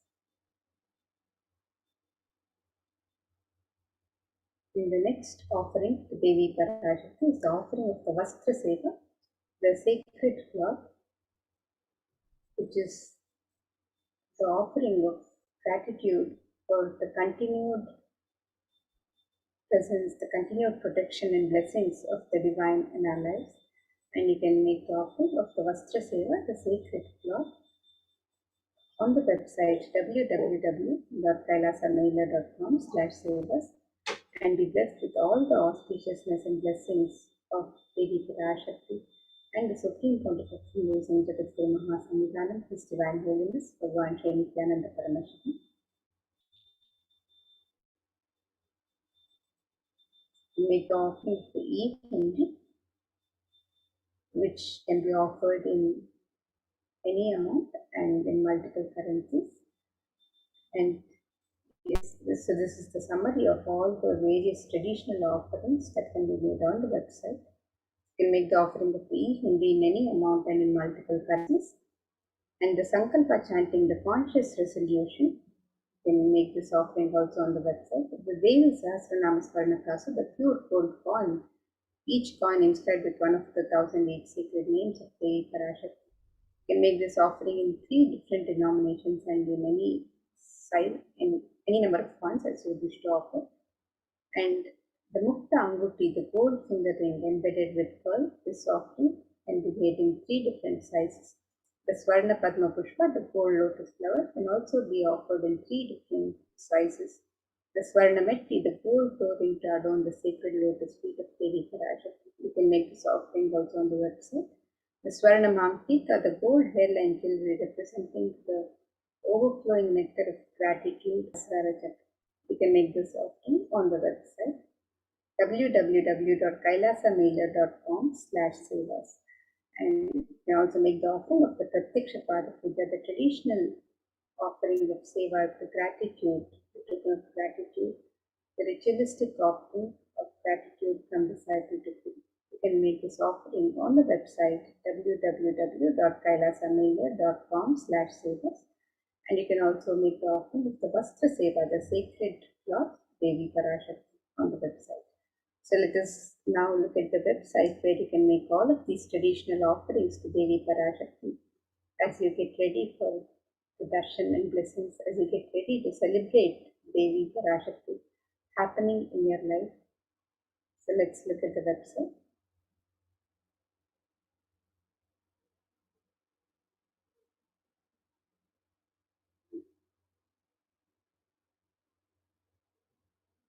So here is the website www.kailasamailer.com/sevas, where you can make all of your traditional offerings to Devi Parashakti by clicking on the links on step 2. So you can make the offering of the traditional ornaments and sevas and also the offerings of the e-Hindi by clicking on these links on step 2. And if you would like to make an intention to make an offering today, and if you would like to manifest, if you would like to receive the blessings of Devi Parashakti to manifest your intention into reality, you can fill out the form on the link on step 1. And if you'd like to fill out the details, the Sankalpa details for yourself and your family members after making your traditional offerings of ornaments or sevas, you can fill out the form on step 3. So let us look at the link where you can make the offering of the e-Hindi in multiple currencies. The offerings can be made in US dollars, Australian dollars, New Zealand dollars, Canadian dollars, euros, Indian rupees, Singaporean dollars, Malaysian ringgits, Great Britain pound, and the Chinese yen. And you can make this offering in any amount of your choice. And if you'd like to offer traditional ornaments and sevas to Devi Parashakti, you can make the offerings on this link where you can make the offering of the Sankalpa chanting, the conscious resolution, the Sahasranama Swarnakasu, which is the pure gold coin inscribed with one of the 1008 sacred names of Devi Parashakti. The Mukta Anguti, the gold finger ring embedded with pearl, which you can offer in 3 different sizes, the Swarna Padma Pushpa. The gold lotus flower can also be offered in 3 different sizes, the Swarna Neti, which is the gold golden drawn on the sacred lotus feet of Devi Parashakti. The Swarna Mamtika, the gold hairline jewelry representing the overflowing nectar of gratitude from the Sahasrara Chakra. The Pratyaksha Pada Puja, the ritualistic offering of gratitude from the disciple to Guru, and the Vastra Seva, the offering of the sacred cloth, and all of these offerings and traditional offerings to Devi Parashakti can be made on the website www.kailasamela.com/sevas.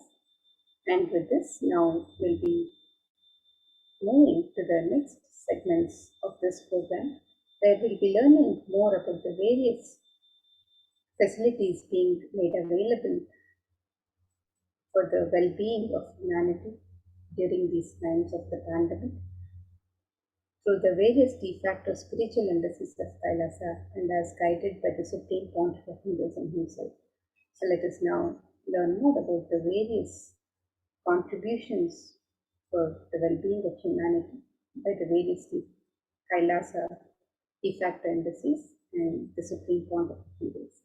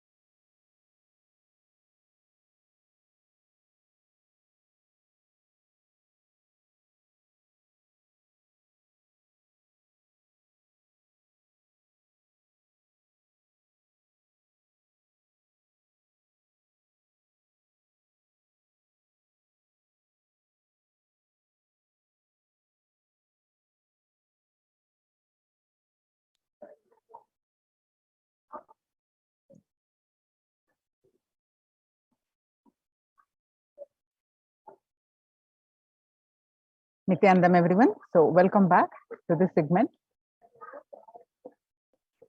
With the blessings of Supreme Pontiff of Hinduism, Jagat Guru Mahasannidhanam, His Divine Holiness Bhagwan Nithyananda Paramashivam blessings. Let's start with the Sadguru Vandana. Nithyanandam Paramasugadam Kevalam Jnanamurtim Dvandvatitam Gagana Chadusham Tattvamasya Ekam Nityam Vimalamachalam Sarvadi Sakshi Bhutam Bhavatitam Triguna Rahitam Sadgurum Tam Namami.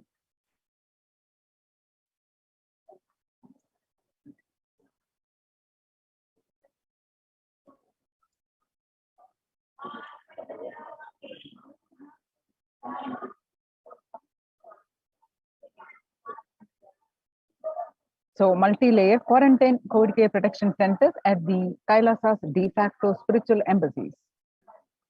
So, what we learn from this segment today is concerning statistics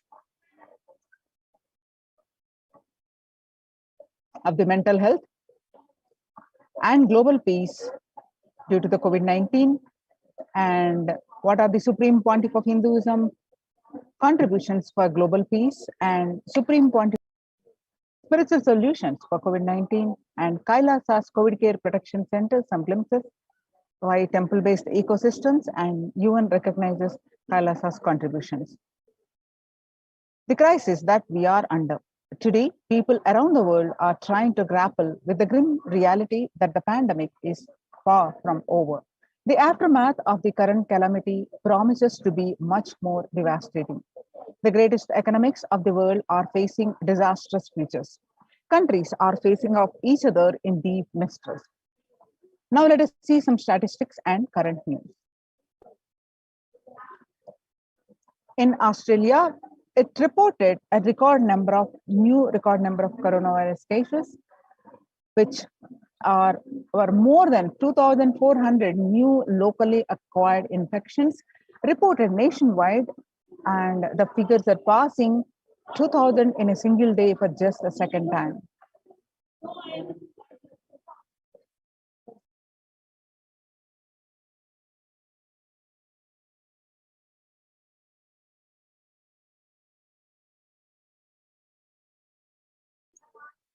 The World Health Organization recently made a big statement about the Delta variant of COVID-19. The COVID-19 has now killed more Americans than the influenza pandemic of 1918 to 19. The coronavirus pandemic has now killed more Americans than the 1918 to 19 influenza pandemic did. The 1918 to 19 flu infected about 25% of Americans and killed an estimated 0.65% with an 675,000 deaths.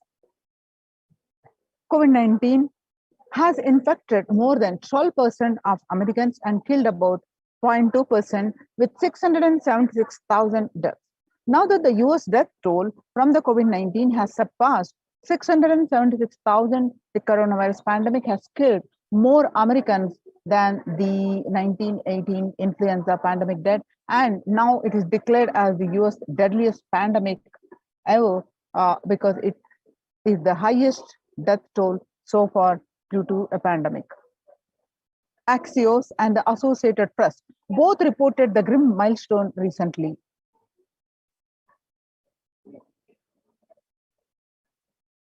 People infected with alpha variant exhales 100 times more virus than into the air than the original COVID strain. 6 feet distance may not be enough to prevent viral transmission indoors.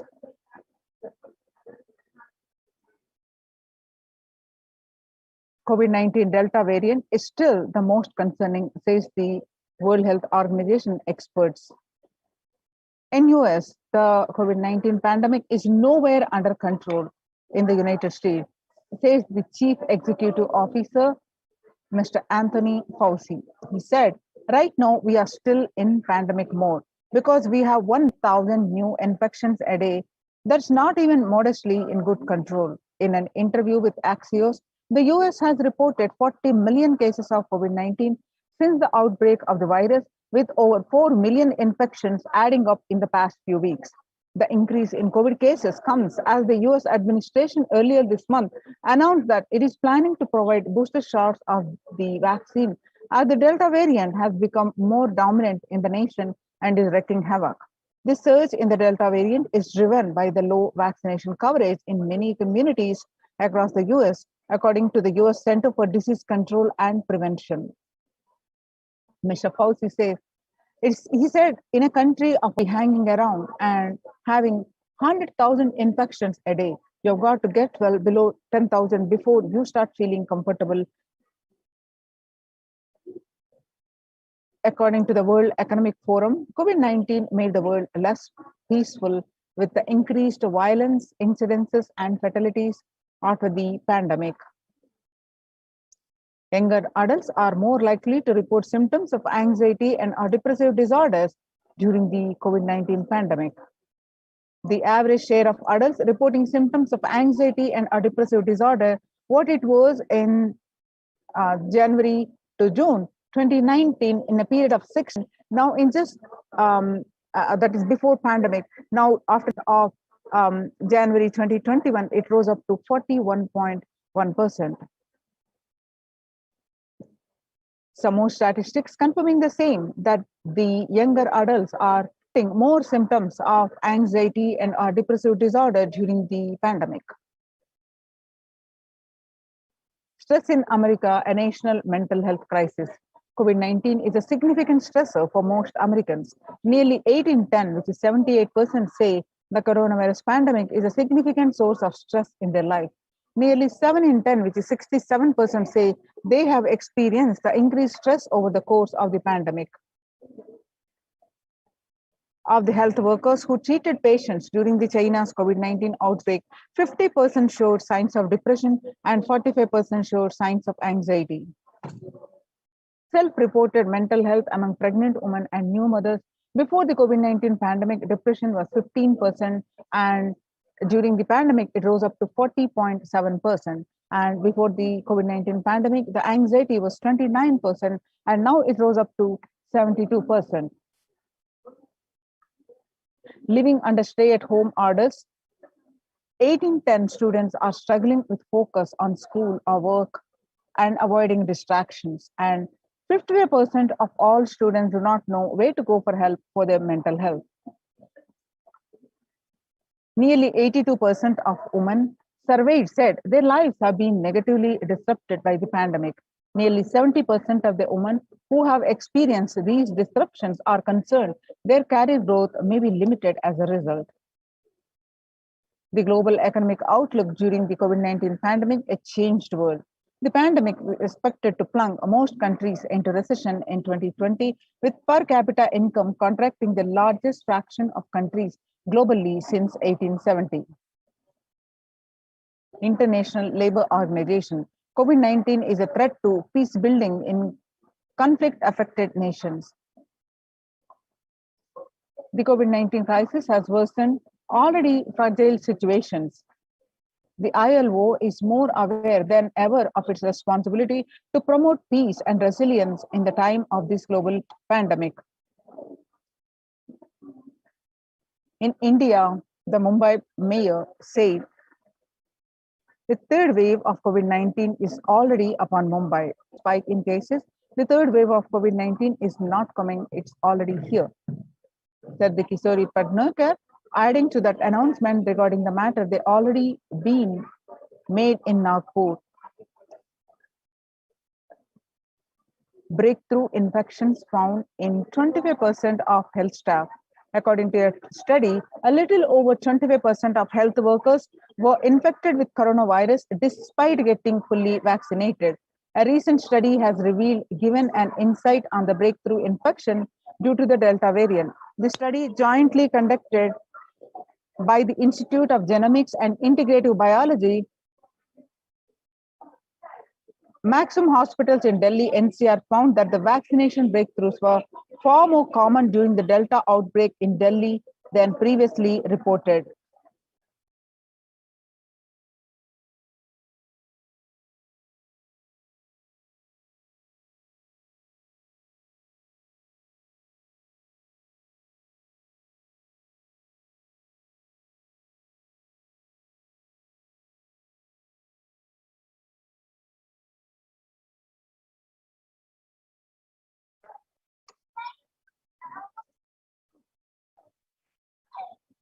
New COVID-19 variant Mu shows signs of vaccine resistance.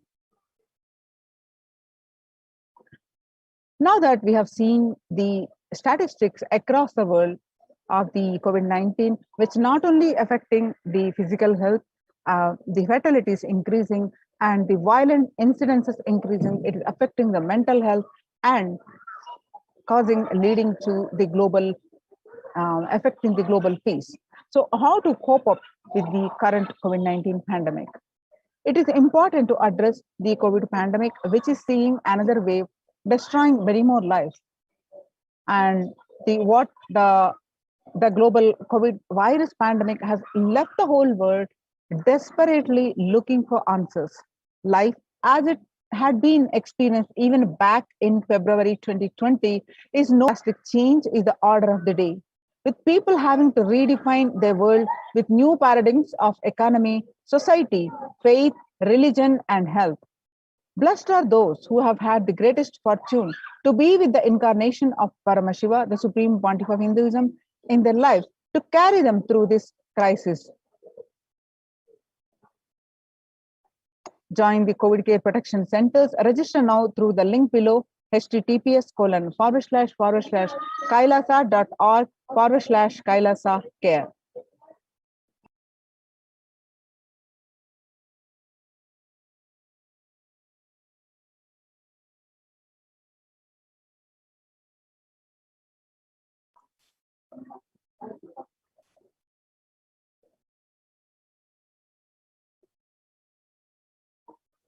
Sustainable developmental goals.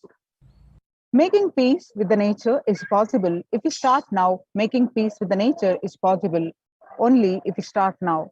Even amid a pandemic, 2021 can go down as the year we make peace with the nature and set the planet to healing. Our environmental, social, and economic challenges are interlinked. They must be tackled together. For example, we cannot achieve the sustainable developmental goals, including ending poverty, by 2030 if climate change and ecosystem collapse are undermining food and water supplies in the world's poorest countries. We have no choice but to transform our economics and societies by valuing nature and putting its health at the heart of all our decisions. Now let's watch a small clip on making peace with the nature.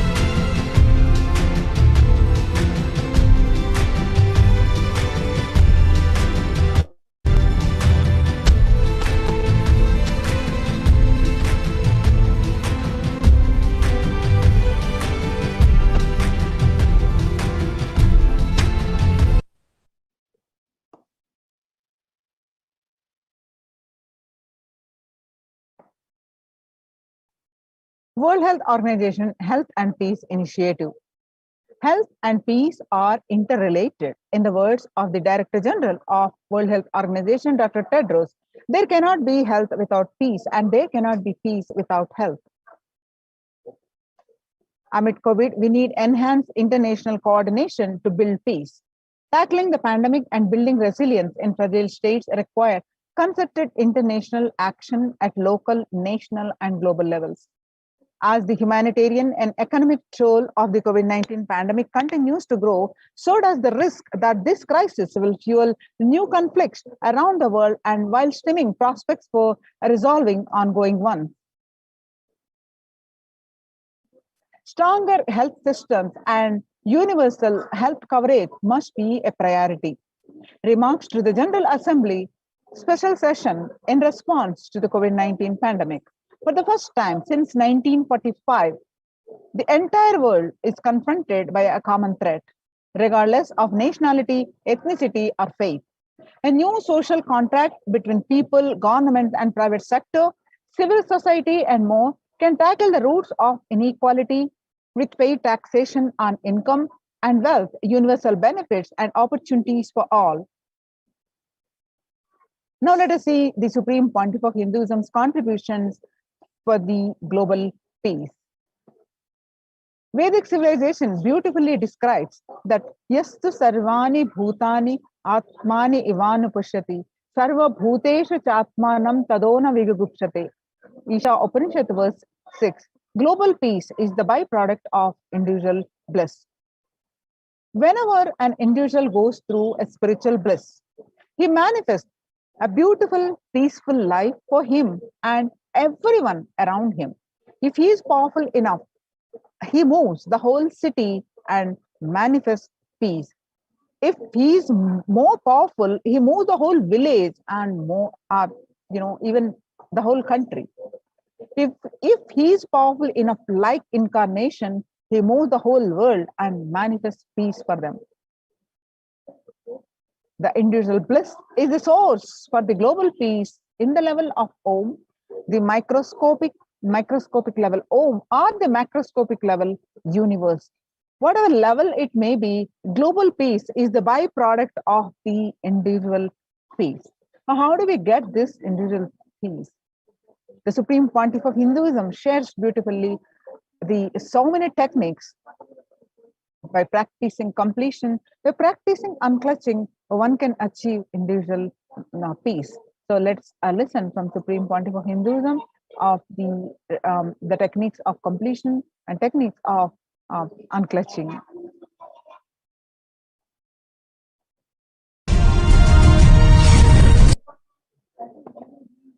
Consciousness you are carrying and the conscious. Today I wanted to expand on the science of completion. How the science of completion can directly impact the consciousness you are carrying and the consciousness embodied in many bodies. Please understand, the more deeper you go inside you, means more deeper space you go inside you, more expanded you become, more one with everything, more oneness you experience. Because the more deeper you go, the more you experience the unified field of consciousness.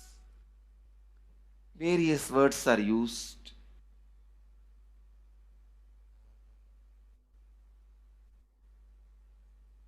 Some of the Hindu traditions uses the word Atma, Brahman. Some of the Hindu traditions use the word Nirvana. Whatever word you may use, Atman, Brahman, Nirvana, unified field of consciousness, whatever. But one thing I want to tell you, the deeper and deeper you go in your inner space, you experience the vast oneness. The more superficial you are, the more incompletions you carry with others, even with yourself. The more superficial you become, even your own right hand and left hand fights with each other. Different parts of you fights with you.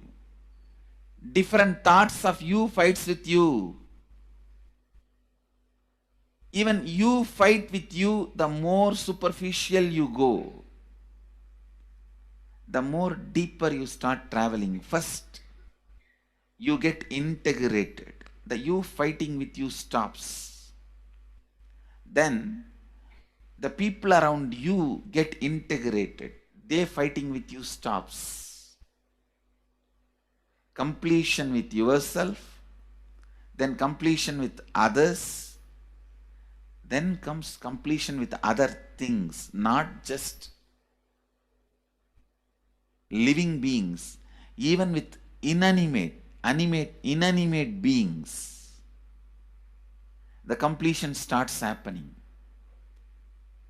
Even with a nature, completion starts happening. Please understand, the more deeper you travel, the more you go, the more deeper you settle down, the more deeper you start living. Your cognition expands. Your cognition includes. Your cognition becomes more and more inclusive. more joy, more bliss, more knowledge, more enlightenment. Please understand.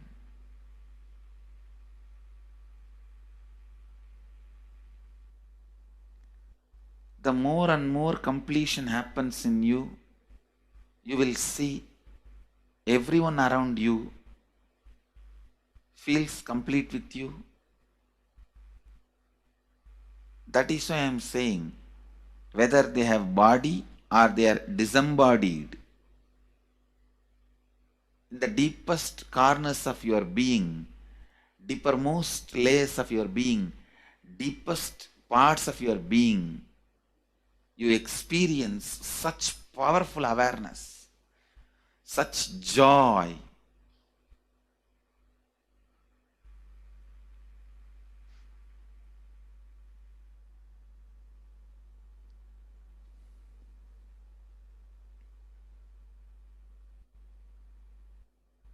Going into the deepermost corners of your being not only is a joy, it's a power. Because suddenly you will see everybody around you, everything around you listens to you. It really becomes a vibrant power where the tendency to exploit is not there. Listen, that's a very important thing. Power without the tendency to exploit. Because as long as you feel the other person is separate from you, when you get the power, it will always be used for exploiting. Because the other person is separate from you, then naturally what you will feel? Let me suck all the possible energy, intelligence, time, talent, treasure. But when you feel the other person is your own extension, you will see, you will be showering so much, enriching so much. The power you have will not be exploiting, it will be enriching. I tell you, even if death comes at this moment, I can tell you very clearly, I can face the death directly and tell the death, I have enriched every human being more than what I received from anybody. I have given to every human being whom I met in my life more than what I received from them. My accounts is clear. I am ready. Come on, let's go. My accounts is clear. I don't have debt.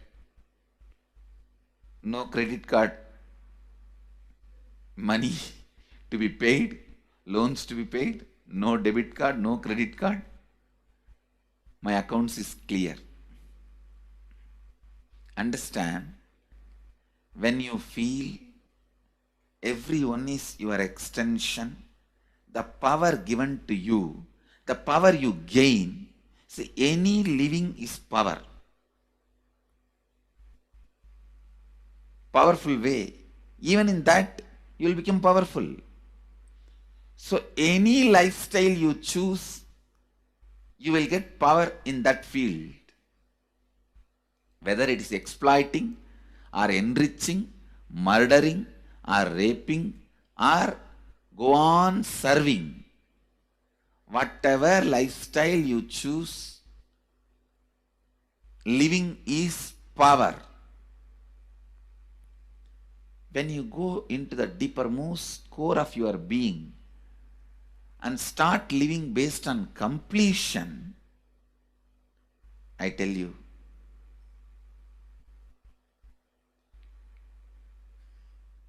the first power you will experience is everything around you listens to you. That power will simply make you enrich everyone. The best power you can have through living is power of enriching. Whatever you do, as I said, you live the life of enriching or exploiting, you will become powerful. I tell you, the power of exploiting brings more and more conflict within and without. And those conflicts naturally bring suffering. And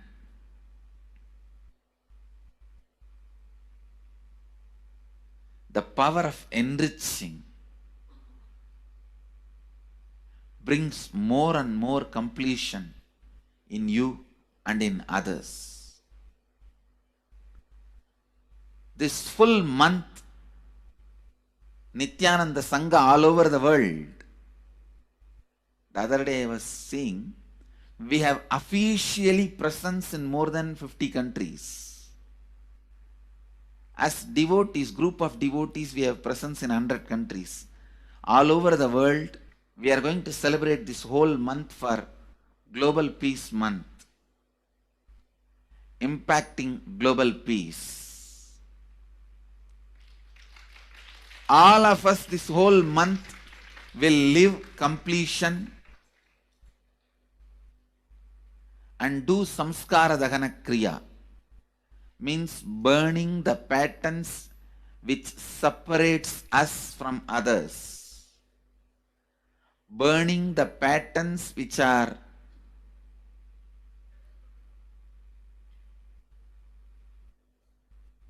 constantly keeping us in a superficial level. All over the world, we will be doing samskara dahana kriya, burning our patterns and leading us to more and more completion. And we also have special 3 Nitya Dhyana Yoga program teaching people science of completion and facilitating samskara dahana kriya. This month, 20th, 21st and 22nd, this whole month all over the world, all our temples, ashrams, centers, yoga centers, schools, colleges, universities should do samskara dahana kriya, should do burning all the incompletions and patterns which leads to conflicts, bringing more and more peace inside us and outside us, spreading peace.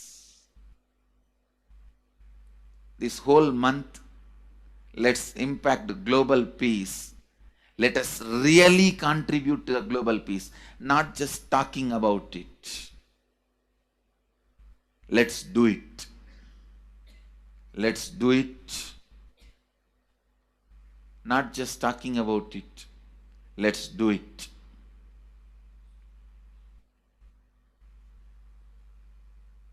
Even if you teach the samskara dahana kriya to 50 people in each area,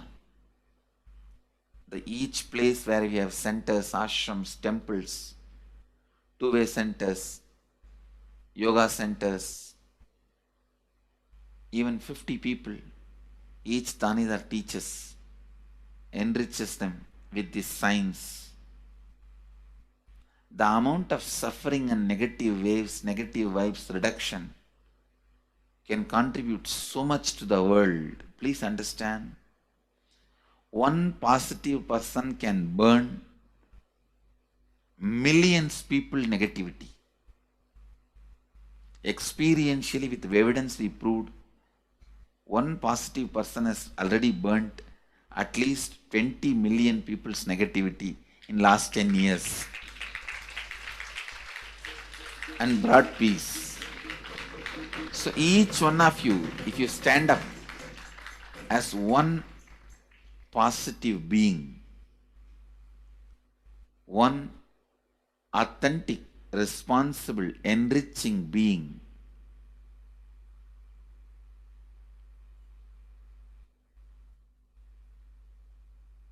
I tell you,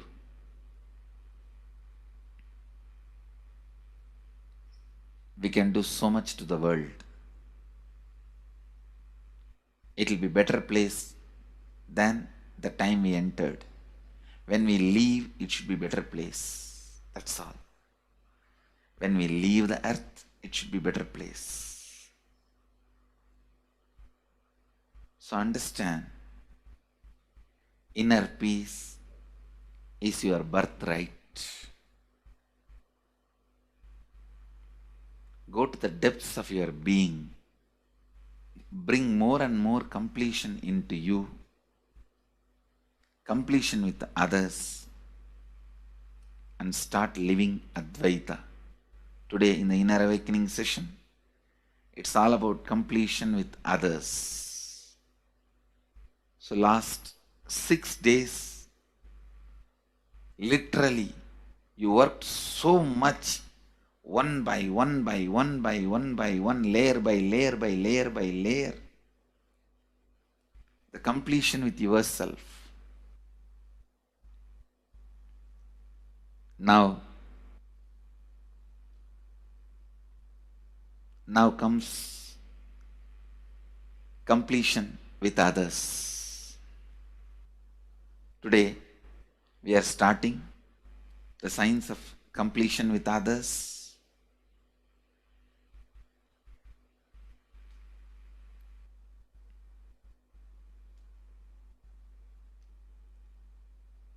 It's one of the most powerful science. Does so much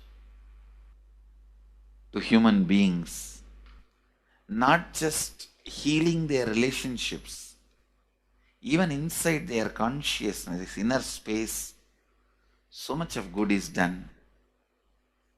So much of awakening is done.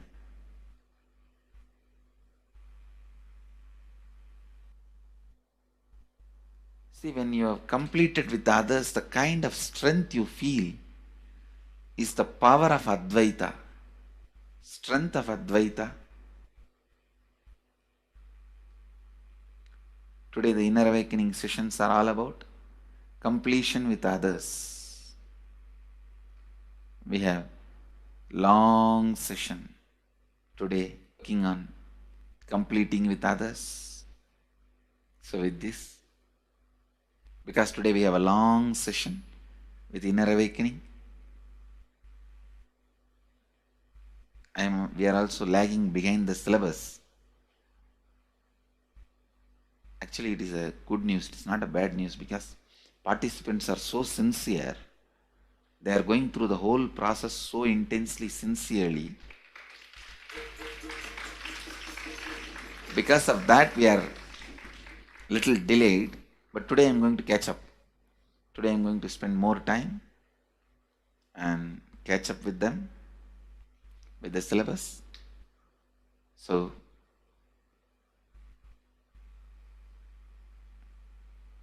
I conclude today with this. I'll move to the next sessions, IA sessions and all that. Because never I conclude. There's no conclusion for satsang. It goes on and on and on. Only the audience change. So with this, I move to the next step. I bless you all. Let you all radiate with integrity, authenticity, responsibility, enriching and causing eternal bliss. Nithyananda. Thank you.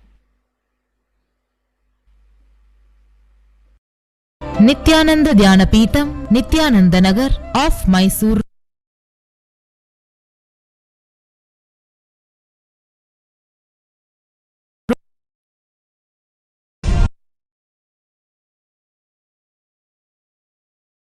Social and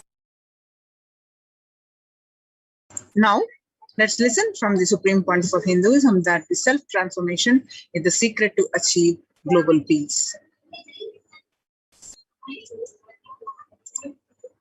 Social answer means I'll tell, oh, you should all work for global peace. You should all work for turning the world. You should work for revolution. You should work for all these, that things. You should vote only the party which says that it will stop the war and all these things. This is the social answer. Nonsense. If you want the honest answer, I tell you, simply transform yourself. You can't do anything. If at all you can do, you would have done it. Be honest. If you can do, you would have done it. You are raising this question because you are not able to do. Am I right? So let us be very clear. Let us be honest. We are not able to do socially. That's the truth. That's the reason you are sitting here and raising the question. I tell you, understand few important things. There are a lot more attached to this question. There are many things which is attached to this question. We always feel the present is the world is totally spoiled. It is not going according to the rules or how it is supposed to be. It was wonderful once upon a time. In ancient time, things were going properly. Everything was well and great. And I tell you, 10,000 years ago, they found some writings on stone in Harappa Mohenjo-daro culture. Some stone writings have been discovered. The other day I read a beautiful book about that stone writings. That writings, it says, oh, nowadays the society is not as it should be. So much of war. There is no peace. In the early times, there was so much of peace. Society was really great. Things were as it should be. And it almost looks like a today newspaper editorial. 10,000 years ago, the same thing. Then understand, there was no such time as only good prevailed. It is just a fantasy. Hinduism, they call it Satya Yuga, the age of truth. There was a time only truth prevailed. And every religion, Christianity, they say the Garden of Adam and Eve. There was a time everything was wonderful. Every religion has got the fantasy. The past was great. There was golden past. Always the idea of golden past exists only in the past. The more you go back, again you say the past was great. And I tell you one thing, it is a wonderful way of postponing accepting the reality. Otherwise, I can be sure the world was same as it is today. Whether it is 5,000 years ago or 10,000 years ago. Maybe one thing, there was no CNN channel that time. So the news did not reach you so quickly. That's all. The news did not reach you so quickly. That may be the only difference. But otherwise I can be sure the good and the bad was equal. Good and the bad was equal. The same amount of wars were there. All the other things were there. You read the Puranas, the mythological stories of India, you see enough of things. Enough of dirty things. I think sometimes I find little more. And if you read completely the Puranas or the Hindu scriptures, there are a lot of things much worse than modern day. The criminal activities or bad things or negative things, whatever you say, all this stuff. And never think only present day is corrupted or violent. In the ancient days also, only one thing was not there, the CNN news or the internet. So the news did not reach you. Otherwise I can tell you, enough the good and bad was there. It always will exist. It will exist. All you can do is, if you awaken yourself, if you reach the enlightenment state, you can go beyond it. And I tell you, enlightenment is the only service you can do to the society. Just become enlightened so that you will reduce the negativity. Now, as of now, you are also the part of negative group. Naturally, we will be a negative group. As long as we are unenlightened, we will be the part of collective negative consciousness. So if you become enlightened, at least you will reduce your weight. The only thing we can do. Nothing else can be done. So all I request you to do is just become enlightened.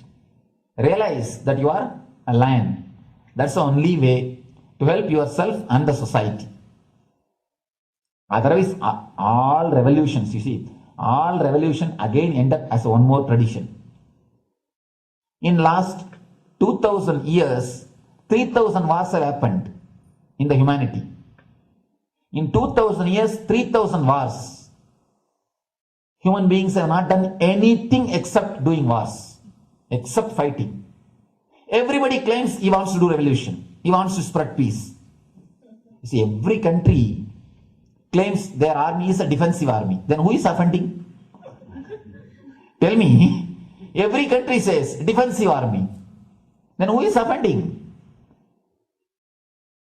These are all just, games.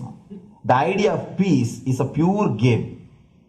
Everybody wants to spread the peace according to them, not according to the other person. They want peace according to them. The other day I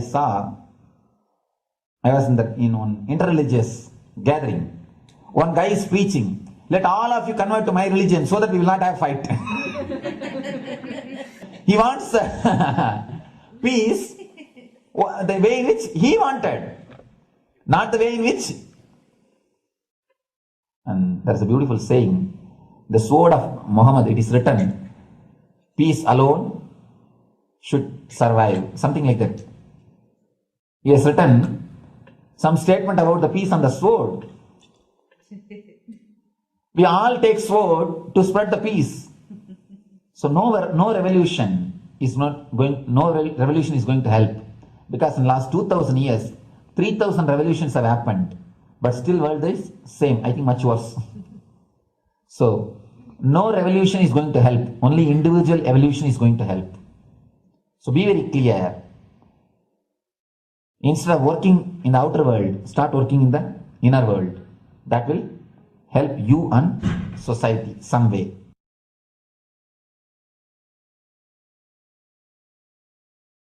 Social answer means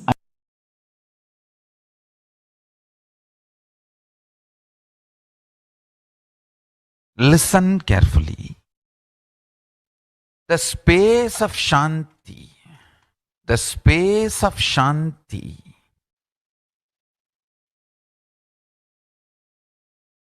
is where Kailasa grows. Listen carefully.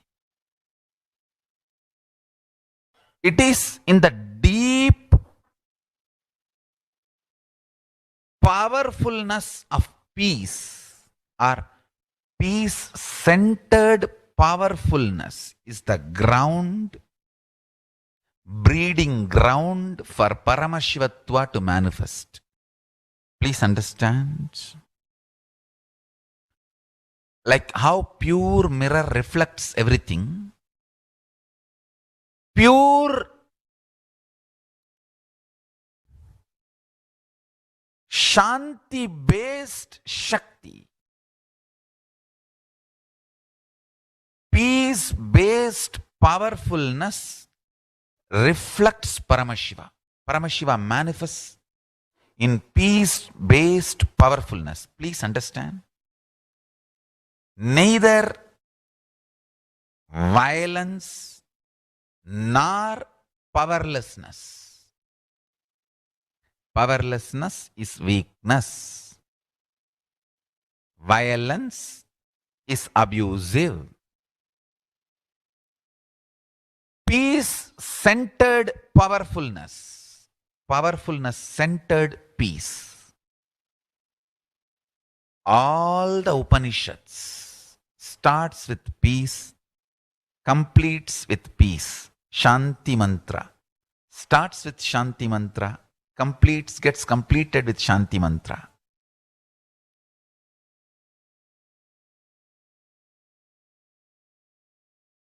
Peace-based powerfulness is a fundamental requirement for Paramashivatva to manifest. That is why don't want us to manifest Paramashivatva or power manifest. Do not want to allow the peace in our life, or do not want peace in our campus. Understand? But only if you are peaceful, which cannot be shaken even by the demons and devils and rakshasas, we can be in eternal peace. So, remember this very clearly.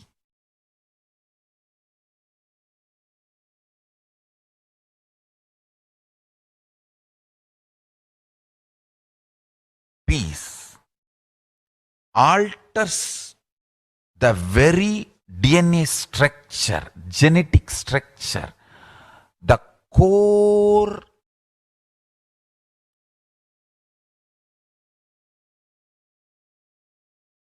Anu Mahat structure. Understand? Anoraniyan Mahato Mahiyan. The consciousness in you is atom inside the atom, Mahat, more than Mahat. That Anoraniyan Mahato Mahiyan. That consciousness starts growing in you with more and more peace-based powerfulness developing in you. Nothing can be compared to unclutching. Spend more and more time, energy in unclutching. It will never be wasted. Time spent on unclutching is the most productive time for you in your life, because unclutching completely makes you altogether a different material. Understand? It makes your very biomemory, muscle memory, core structure, molecular structure, genetic structure, DNA structure, everything, all the 8 energy flow circuits. Energy flows. 1, the pure conscious explosion. So totally 8 energy flow circuits exist in you. All the 8 explodes when you unclutch. Understand? Unclutching is the space of Sri Kailasa.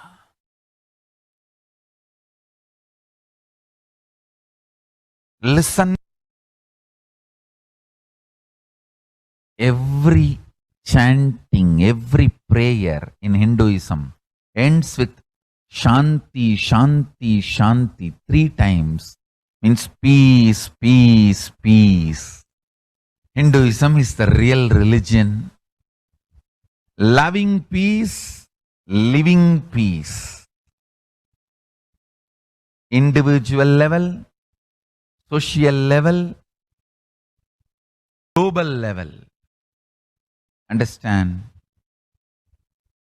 Hinduism lasts all its 56 nations, 200 states, 10,000 kingdoms, samsthanas, is not a loss to Hinduism, it is a loss to planet Earth, human beings. Wherever Hinduism is practiced, kept alive, the ideal of global peace is kept alive. Just do this one simple statistics. You yourself study. Google and study. Take the top 10 religions and list how many people they converted in last 200 years, how many people they killed. List for each religion. I can be 200% sure you yourself will realize Hinduism is the most peace-loving and peace-living religion, neither conversion nor terrorism. Neither conversion nor terrorism. being the supreme pontiff of the most peace-loving, peace-living religion, I give you all my blessings on this International Peace Day. Understand, it is we Hindus need to keep the global peace as a living possibility, and we need to make this global peace as reality. Just talking about global peace will not work. Working for global peace only is the responsibility of the real living Hindu. Anyone who wants to claim themselves as a Hindu or practicing Hindu should work for global peace. Global peace is our responsibility. Every Hindus have the responsibility to bring global peace. So you can also throw a challenge. See, if you are making a Hindu micronation, you can throw this challenge to each one, your friends, family, 10 people.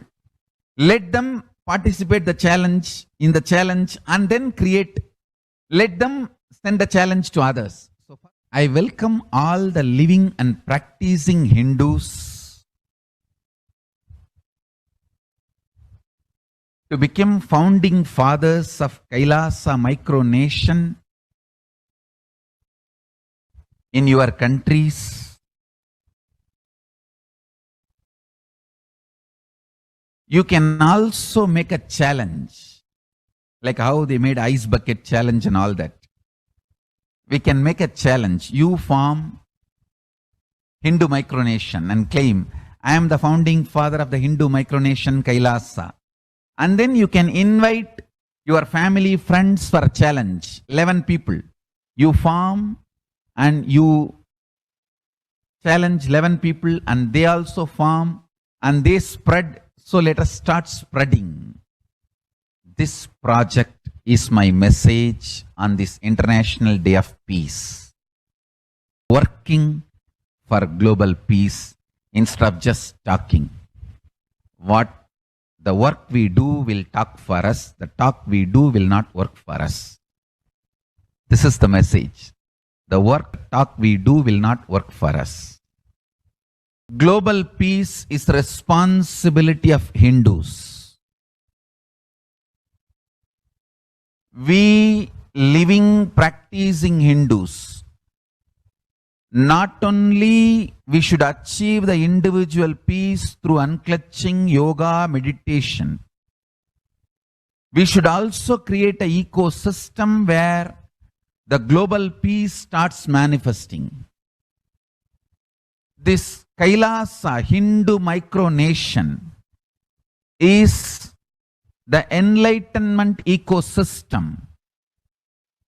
I request every living practicing Hindu to manifest, do it.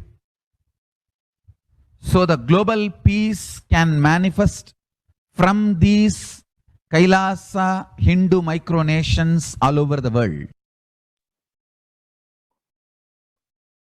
Hindus have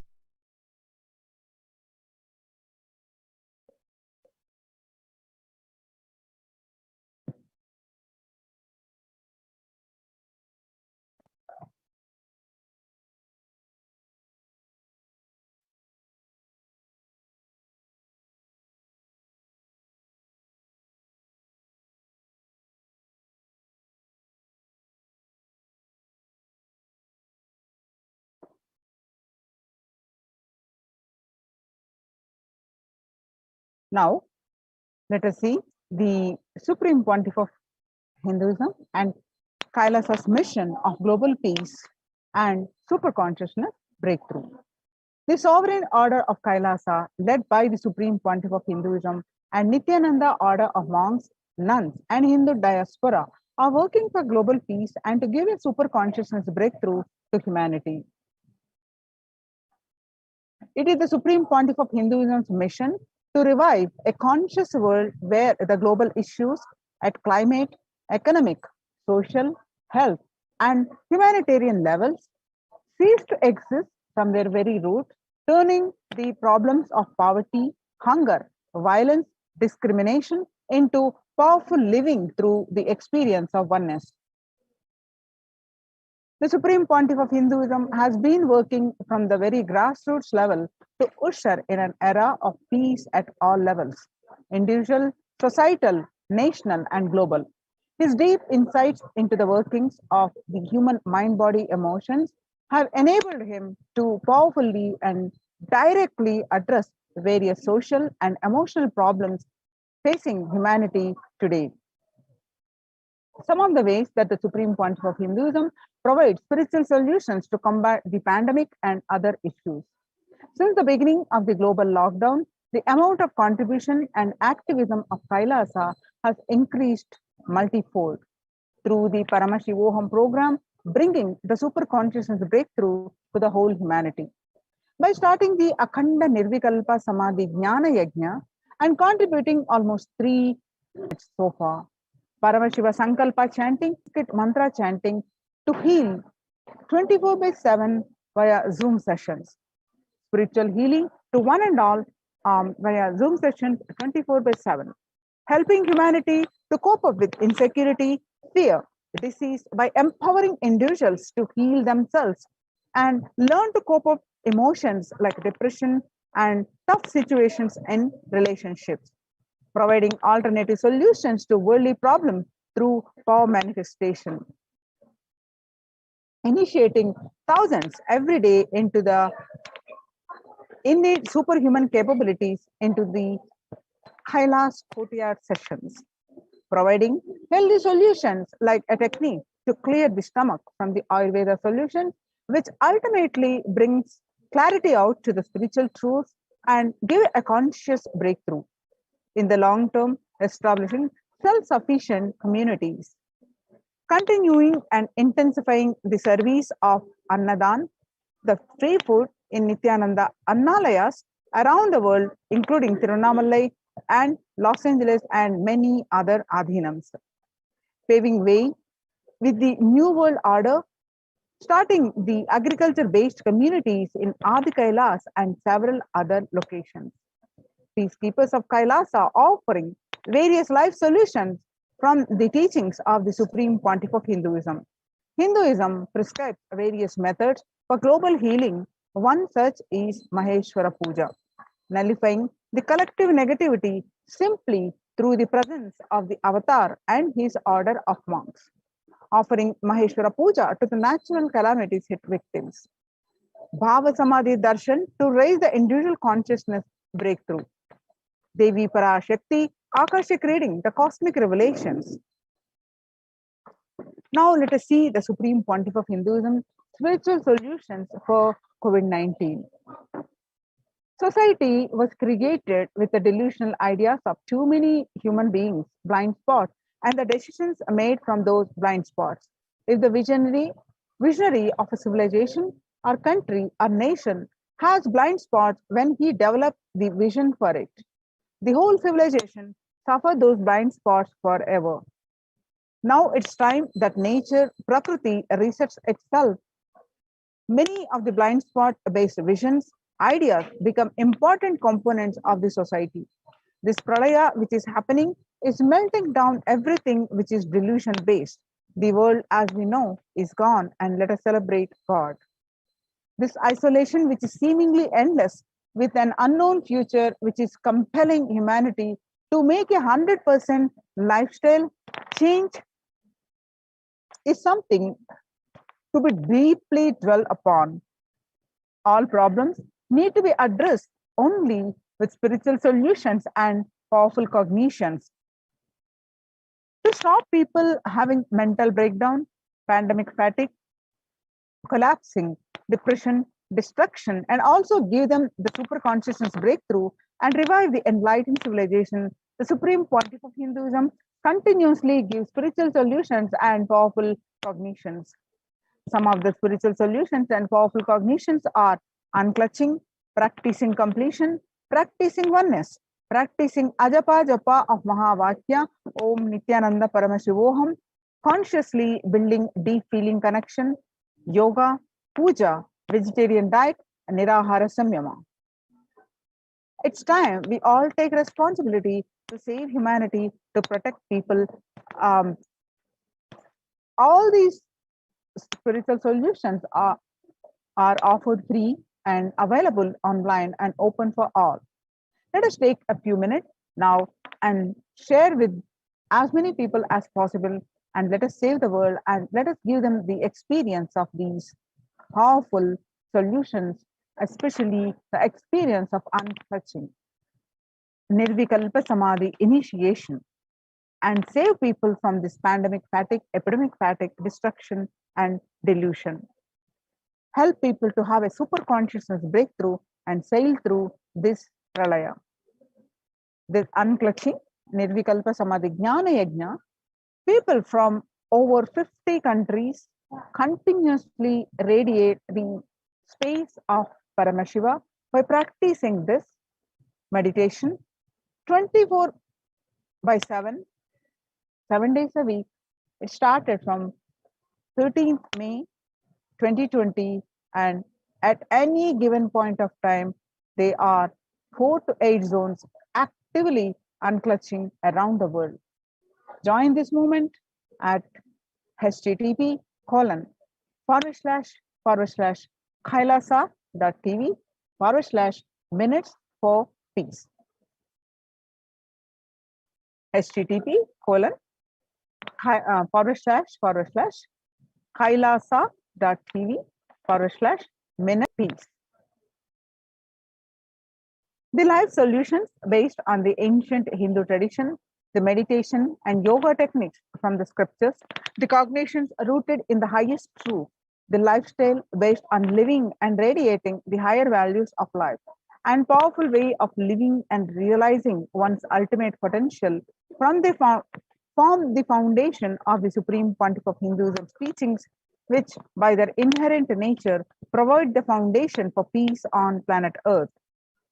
The Supreme Pontiff of Hinduism launched the Minutes for Peace initiative, which aimed to reduce crime globally by conducting mass meditations around the world in parallel. In 2014, just after 2 years of launching the program, it crossed over 1 billion minutes of meditation. Scientific studies have shown a reduced crime rate after participation in the meditation and completion techniques. In 1976, it was found that when 1% of a community practiced meditation, the crime rate was reduced by 16% on an average. The current tally on the Minutes for Peace website is more than 4.3 billion cumulative minutes of meditation logged, including all the events, programs, festivals where people in large numbers and participated in meditations and rituals. The total comes out to be a staggering 409 billion minutes of peace so far. You can see some of the glimpses. At one event, about 5,000 devotees gathered and participated in a 48-day meditation program called Shuddhatvaitam. The Supreme Pontiff of Hinduism has hosted Kumbh Mela in the United States in Los Angeles since 2007. Nithyananda Sangha is entrusted as the only organization to host Kumbh Mela outside India by the Akhila Bharatiya Akhada Parishad. In September 2006, the Supreme Pontiff of Hinduism has organized the first confluence for world peace to honor the memory of those who lost their lives saving others on September 11, 2001 at Irvine, California, United States. The second conference for peace was held in Los Angeles in 2007 in collaboration with Vedanta Society, BAPS, ISKCON, Siddha Yoga, and other organizations. The Kumbh Mela festival spread fast to other countries, including Australia, Canada, etc. In 2009, the Supreme Pontiff of Hinduism has organized a month-long peace walk covering 1,000 kilometers and 1,000 villages to bring together in harmony from all walks of life, to promote feeling connection and oneness among people. During the war, health camps were conducted in villages along its path. The Supreme Pontiff of Hinduism has conducted the large-scale on September 21st International Peace Day to raise the collective consciousness. Of the Supreme Pontiff of Hinduism is initiating thousands into sannyas. Sannyas is our social responsibility, and let us save Hinduism and humanity. The Supreme Pontiff of Hinduism has revitalized the monastic tradition of sannyas by initiating thousands into Nithyananda monastic order. The all-renouncing monks contribute the best things to human civilization, living their life with the cognition that life is for others. These monks and nuns act as the harbingers of peace and empowerment for the human society distraught with violence, depression, and other forms of life negativity. Supreme Pontiff of Hinduism has also revived the ancient practice of embarking on pilgrimages, taking spiritual aspirants such as the Himalayas, Kailas, Varanasi, Angkor and various powerful temples of India. Even though prevalent in India, this practice is rapidly losing its original context, turning into a recreational family vacation. Reviving the original spiritual context, the Supreme Pontiff of Hinduism has made it possible for modern-day human beings to benefit from the spiritual present at these centers and accelerate their journey of spiritual evolution, hence ensuring individual and collective peace as a natural consequence. Food system hold key to ending the world hunger. Under the Red Om, launched by the Supreme Pontiff of Hinduism through the Annalayas, that means the free food donation centers, at the Kailasa's de facto spiritual embassies of Kailasa worldwide. Under the guidance of the Supreme Pontiff of Hinduism, has served over 5 billion organic, sattvic, vegetarian meals so far. Giving free food to all the citizens is the economic policy of Kailasa, deriving the reference from Vedas and Agamas. Recently, the humanitarian initiative launched by the Supreme Pontiff of Hinduism is the opening of Kailasa's COVID care centers in India, where the monastic campuses have been turned into a multi-layer quarantine facility to safeguard the inmates against any possible point of contact with the outer world. The Supreme Pontiff of Hinduism has opened this service free to all people, regardless of any differences in age, gender, caste, creed, ethnicity, color, or socio-economic status. Food, shelter, internet, and all basic facilities, including medical care, are provided at these COVID care centers free of cost and for an indefinite period of time. The outcome has been splendid. Zero infection rate so far among the participants, a feat not achieved by anywhere else in the world, let alone in India.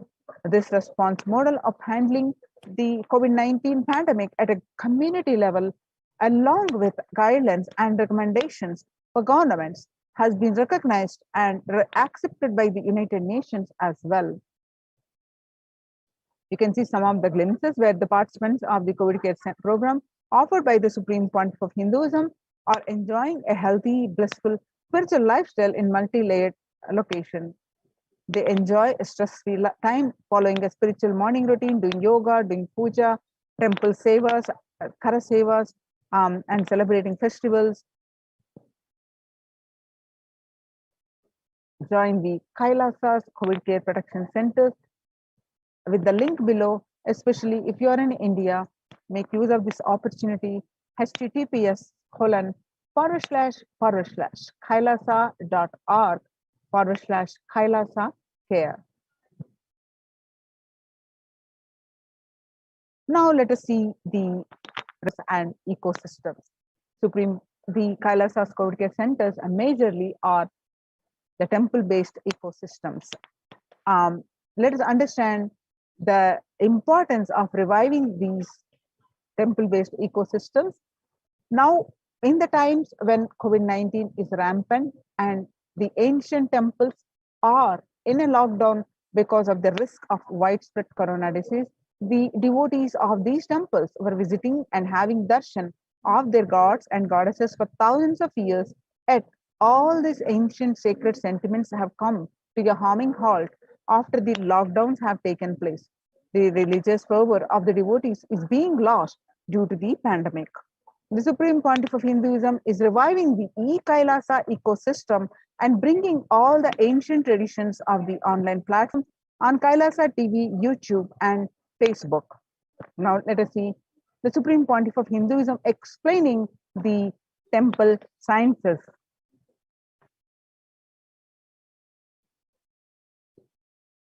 Deities in this culture.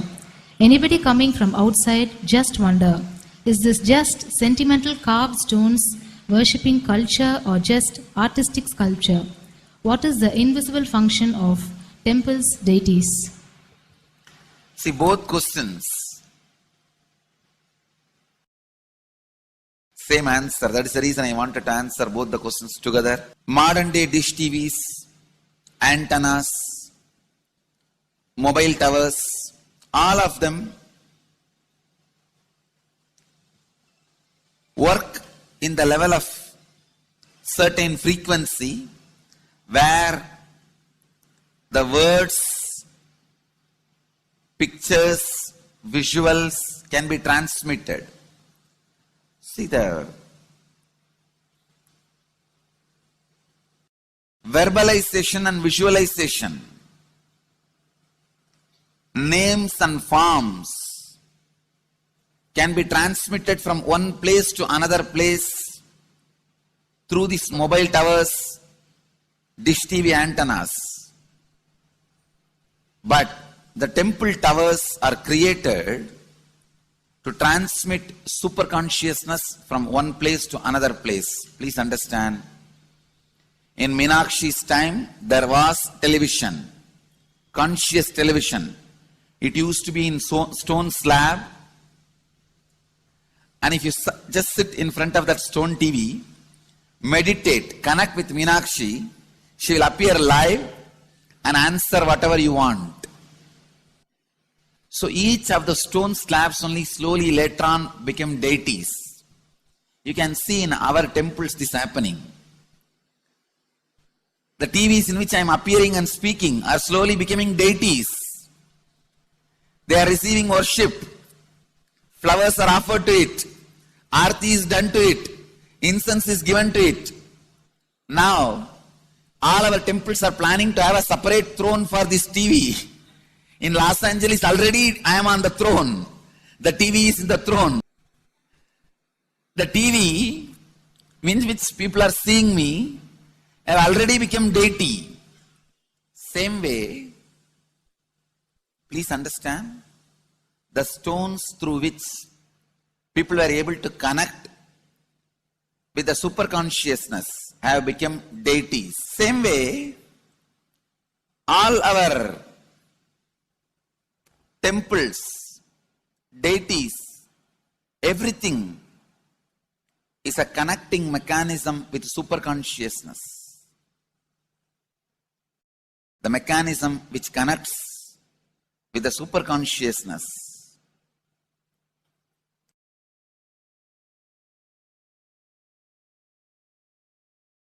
Please understand, the deities and temples are not just sentimental carved stones, or they are not just artistic sculptures, they are conscious transmitters.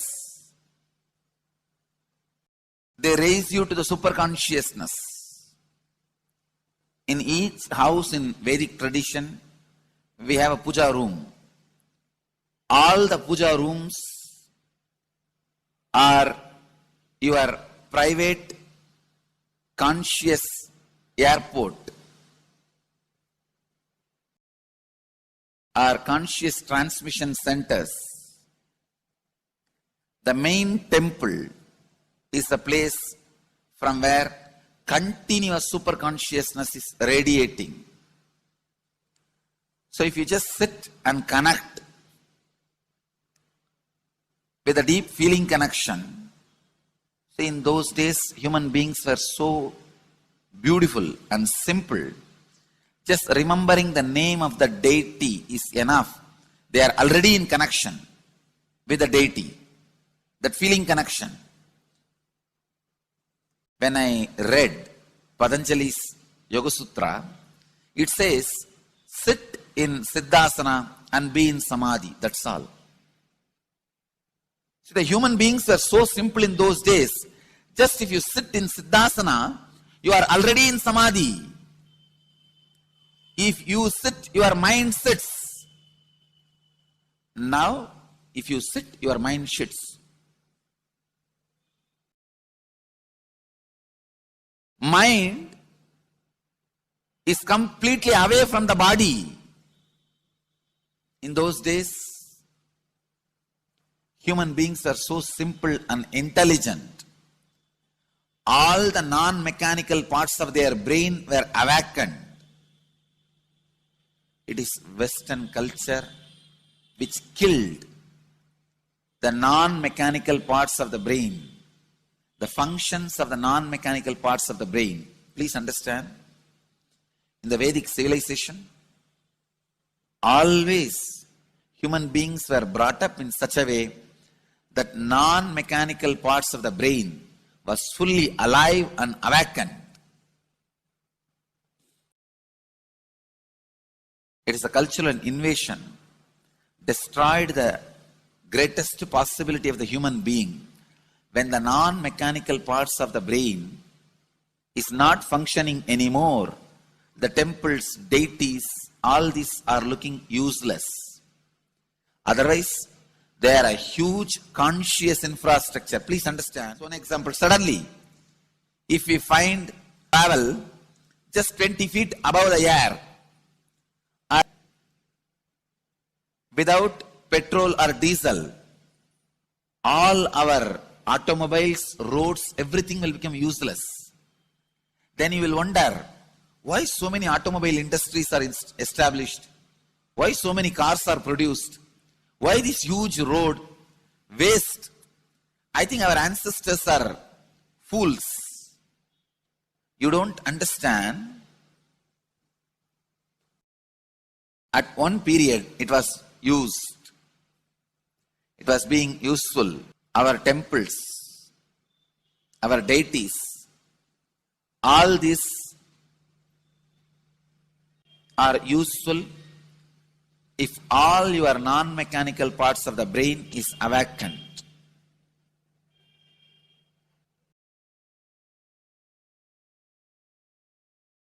Unclutching is the process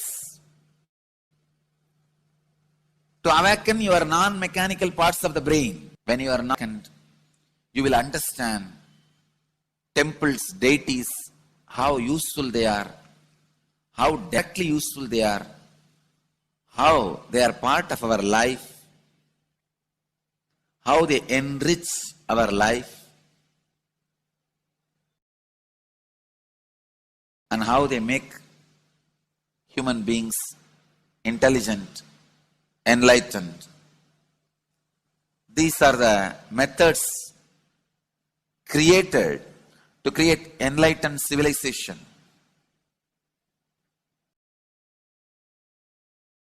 These grand temples are not built as an just monument. They are built as a conscious movement. It is not like Egyptian pyramids, monuments. No. It is conscious movement to raise human beings to the highest consciousness, to make human beings experience the highest purpose.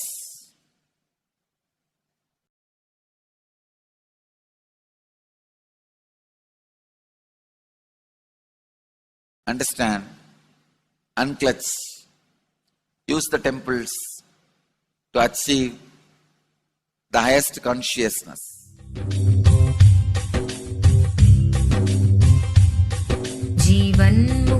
Paramahamsa Nithyananda, a rare living incarnation, is named among the world's 100 most spiritual.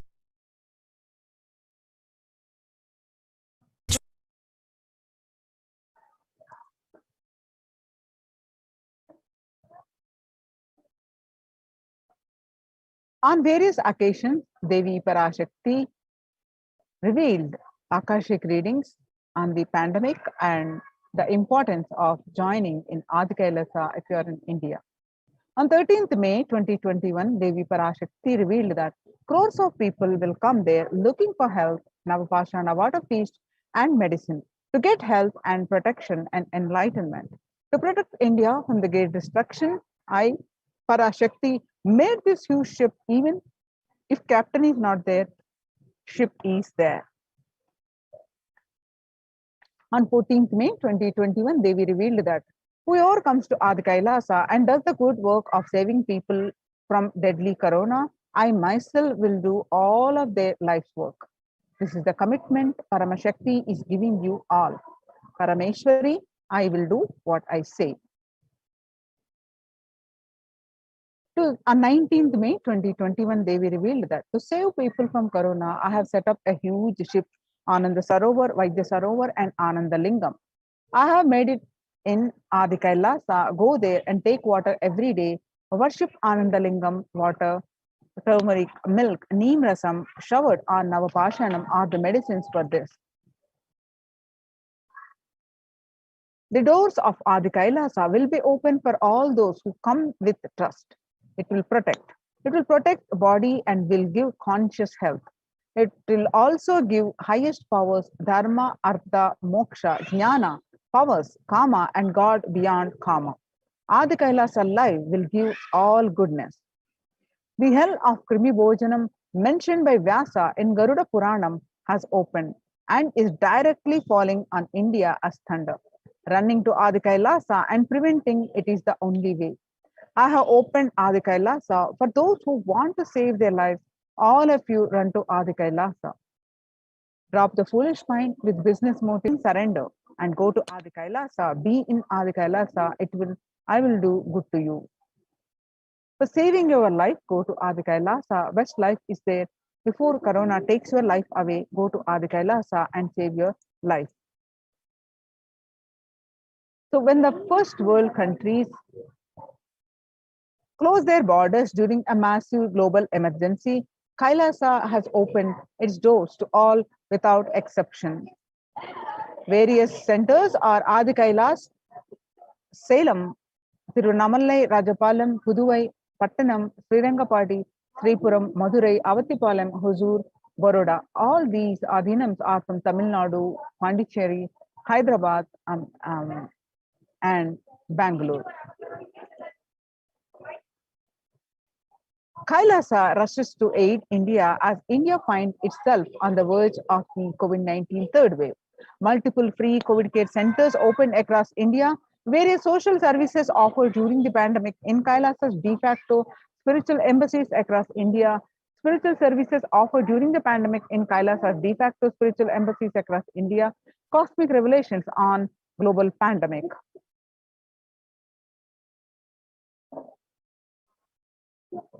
Free social services offered during the pandemic and de facto spiritual embassies across India are medical care, allopathy, Ayurvedic, Siddha medicine, infrastructure to accommodate thousands, accommodation to multi-layered quarantine, emergency ambulances, ICU on wheels, personal protective medical equipment, food security management through the food banks, and organic farming. Join the Kailasa's COVID care protection centers at https://kailasa.org/Kailasa care.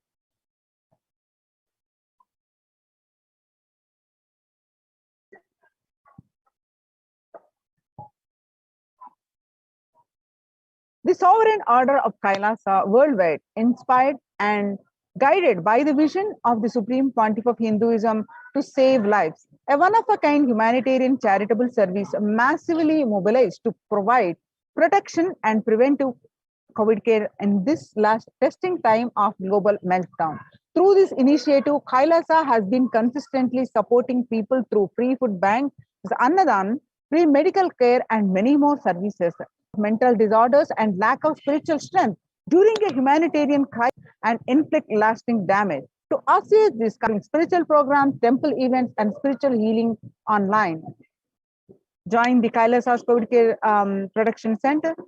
Kailasa's recommendations on COVID-19 and multilateralism to be presented at the United Nations General Assembly and Human Rights Council. Kailasa's report and recommendations on an international treaty on COVID got accepted and published by the United Nations.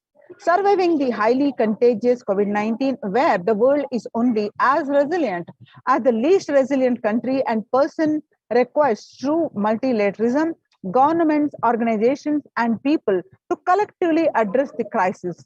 Kailasa has been successfully providing grassroots solid solutions in multifarious ways, including providing sustainable community livings with multi-layered quarantine, educating citizens on individual pandemic management, leveraging best of different economic systems based on charity, barter, and money, providing food security and traditional Hindu medicines.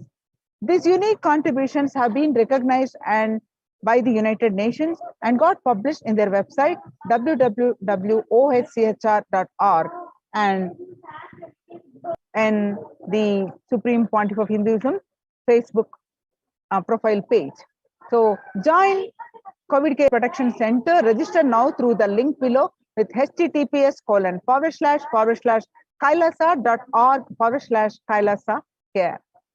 The link again, https://kailasa.org/kailasa care. So with this, we are going to move on to the next part of our segment after a very short break. Thank you, Nithyanandam.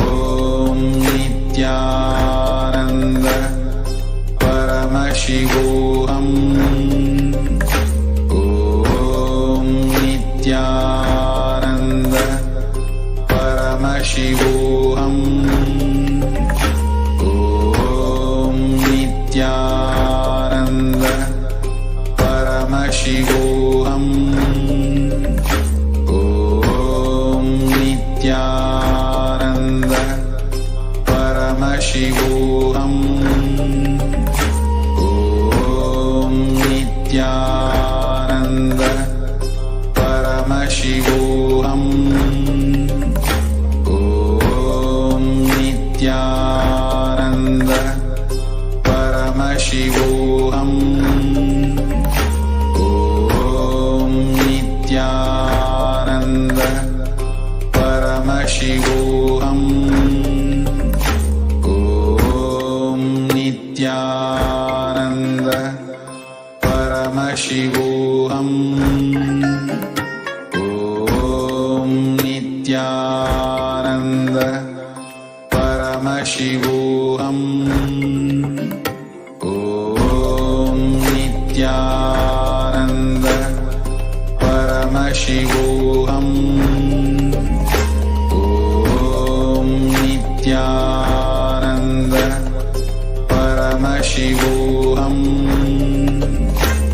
Om Nithyananda Paramashivoham. Om Nithyananda Paramashivoham. Om Nithyananda Paramashivoham. Om Nithyananda Paramashivoham. Om Nithyananda Paramashivoham. Om Nithyananda Paramashivoham. Om Nithyananda Paramashivoham. Om Nithyananda Paramashivoham. Om Nithyananda Paramashivoham. Om Nithyananda Om Nithyananda Paramashivoham. Om Nithyananda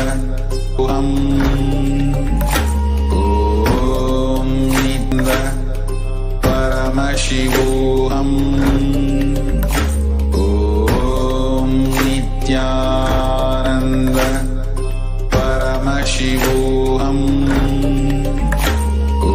Om Nithyananda Paramashivoham. Om Nithyananda Paramashivoham. Om Nithyananda Paramashivoham. Om Nithyananda Paramashivoham. Om Nithyananda Paramashivoham.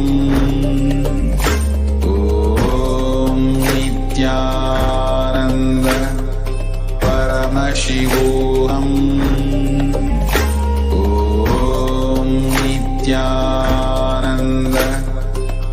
Om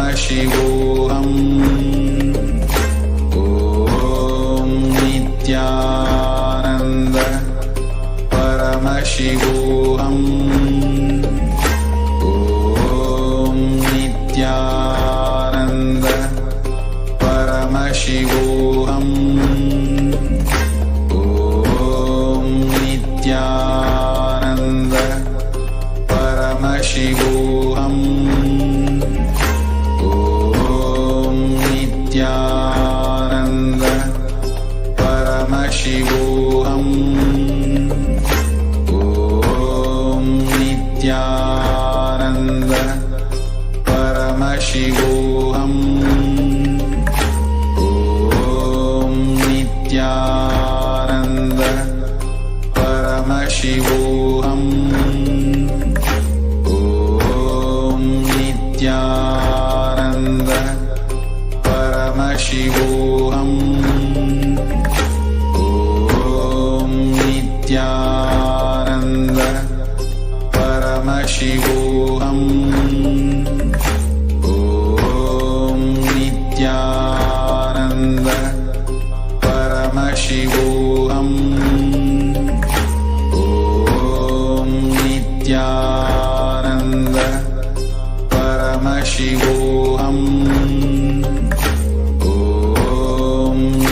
Nithyananda Paramashivoham.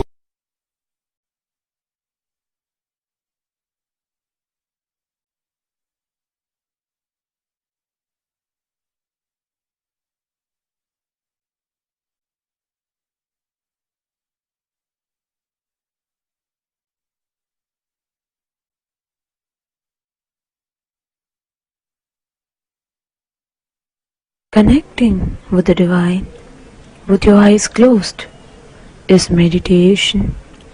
Connecting with the divine with your eyes open is darshan. Come, let us all now move from meditation to darshan. Slowly, very slowly, please open your eyes. Ammayappane, nee ennayappane. Ammayappane, nee ennayappane. Ammayappane, nee ennayappane. Ammayappane, nee ennayappane.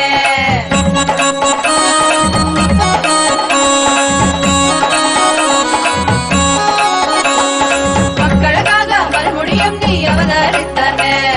மக்களுக்காக மறுபடியும் நீ அவதரித்தானே. அம்மையப்பனே நீ என்னையப்பன். அம்மையப்பனே நீ என்னையப்பனே. அம்மையப்பனே நீ என்னையப்பனே. அம்மையப்பனே நீ என்னையப்பனே.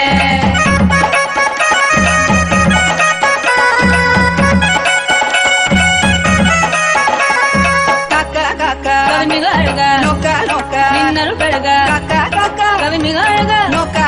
நின்னருள் பெருக ஏதும் பிற இரண்டால் கருணை நீ செய்யும் எந்தாயே.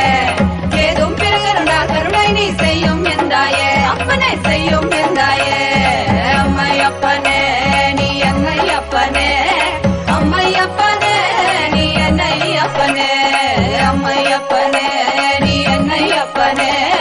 அம்மையப்பனே நீ என்னையப்பனே.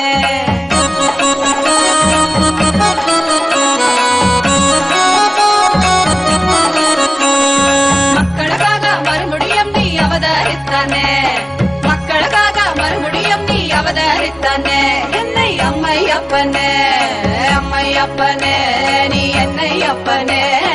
அம்மையப்பனே நீ என்னையப்பனே. அம்மையப்பனே நீ என்னையப்பனே. அம்மையப்பனே நீ என்னையப்பனே. அம்மையப்பனே நீ என்னையப்பனே. அம்மையப்பனே நீ என்னையப்பனே. நீ என்னையப்பனே. அம்மையப்பனே நீ என்னையப்பனே.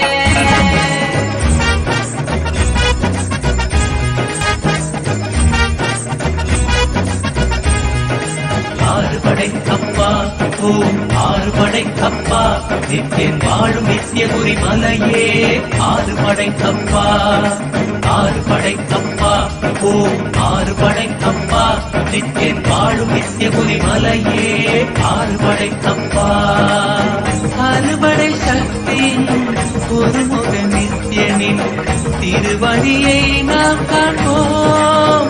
நித்யா திருவடியை நாம் காண்போம். நித்தியன் திருவடி கண்டு நோயற்ற வாழ்வினை பெறுவோம். நித்தியன் திருவடி கண்டு நோயற்ற வாழ்வினை பெறுவோம். ஆறுபடை கப்பா ஓம் ஆறுபடை கப்பா நித்தியன் வாழும் நித்தியபுரி மலையே. ஆறுபடை கப்பா ஆறுபடை கப்பா ஓம் ஆறுபடை கப்பா நித்தியன் வாழும் நித்தியபுரி மலையே. ஆறுபடை கப்பா கேட்டால் தருவாய் வந்தால் அருள்வாய். நித்தியபுரி நித்யா நித்யா நித்தியபுரி நித்யா. நித்தியன் பாதம் கண்டு சகல செல்வமும் பெறுவோம். நித்தியன் பாதம் கண்டு சகல செல்வமும் பெறுவோம். ஆறுபடை கப்பா ஓம் ஆறுபடை கப்பா நித்தியன் வாழும் நித்தியபுரி மலையே. ஆறுபடை கப்பா ஆறுபடை கப்பா ஓம் ஆறுபடை கப்பா நித்தியன் வாழும் நித்தியபுரி மலையே. ஆறுபடை கப்பா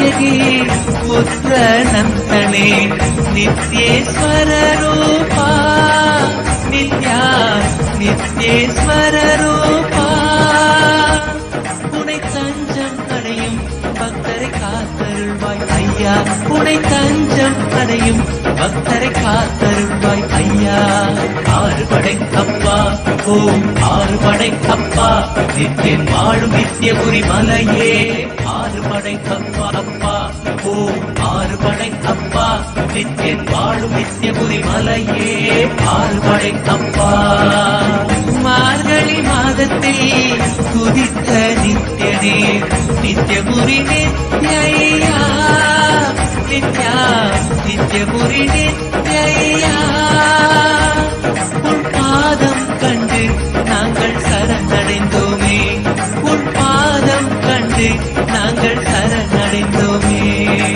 ஆறுபடை அப்பா ஓம் ஆறுபடை அப்பா நித்யன் வாழும் நித்யபுரி மலையே ஆறுபடை அப்பா ஆறுபடை அப்பா ஓம் ஆறுபடை அப்பா நித்யன் வாழும் நித்யபுரி மலையே ஆறுபடை அப்பா ஆறுபடை அப்பா ஓம் ஆறுபடை அப்பா நித்யன் வாழும் நித்யபுரி மலையே ஆறுபடை அப்பா ஆறுபடை அப்பா ஓம் ஆறுபடை அப்பா நித்யன் வாழும் நித்யபுரி மலையே ஆறுபடை அப்பா ஆறுபடை அப்பா ஓம் ஆறுபடை அப்பா நித்யன் வாழும் நித்யபுரி மலையே ஆறுபடை அப்பா ஆறுபடை அப்பா ஓம் ஆறுபடை அப்பா நித்யன் வாழும் நித்யபுரி மலையே ஆறுபடை அப்பா ஆறுபடை அப்பா ஓம் நித்யானந்தேஸ்வர பரமசிவசமாரம்பாம்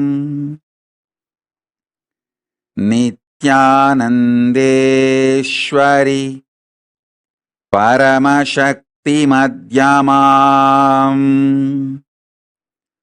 அஸ்மதாச்சார்ய பர்யந்தாம் வந்தே குரு பரம்பராம்.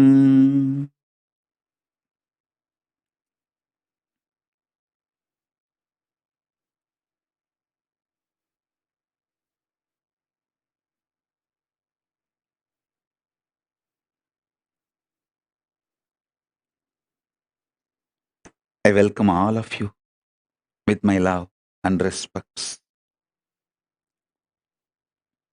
I welcome all the living and practicing Hindus from all over the world.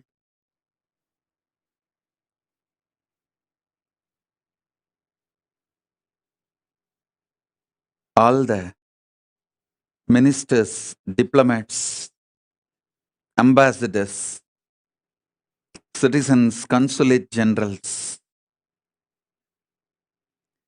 Mantreshwaras, Vidyeshwaras, Ganeshwaras, Lokeshwaras, Astreshwaras, I welcome all of you with my love and blessings. Paramashiva's message directly from Kailasa.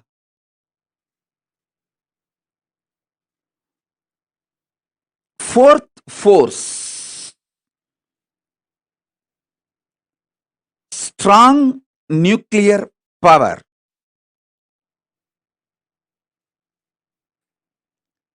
is the extension and inclusive of gravity, electromagnetic force, weak nuclear force, all its permutation combinations. Listen. The fourth force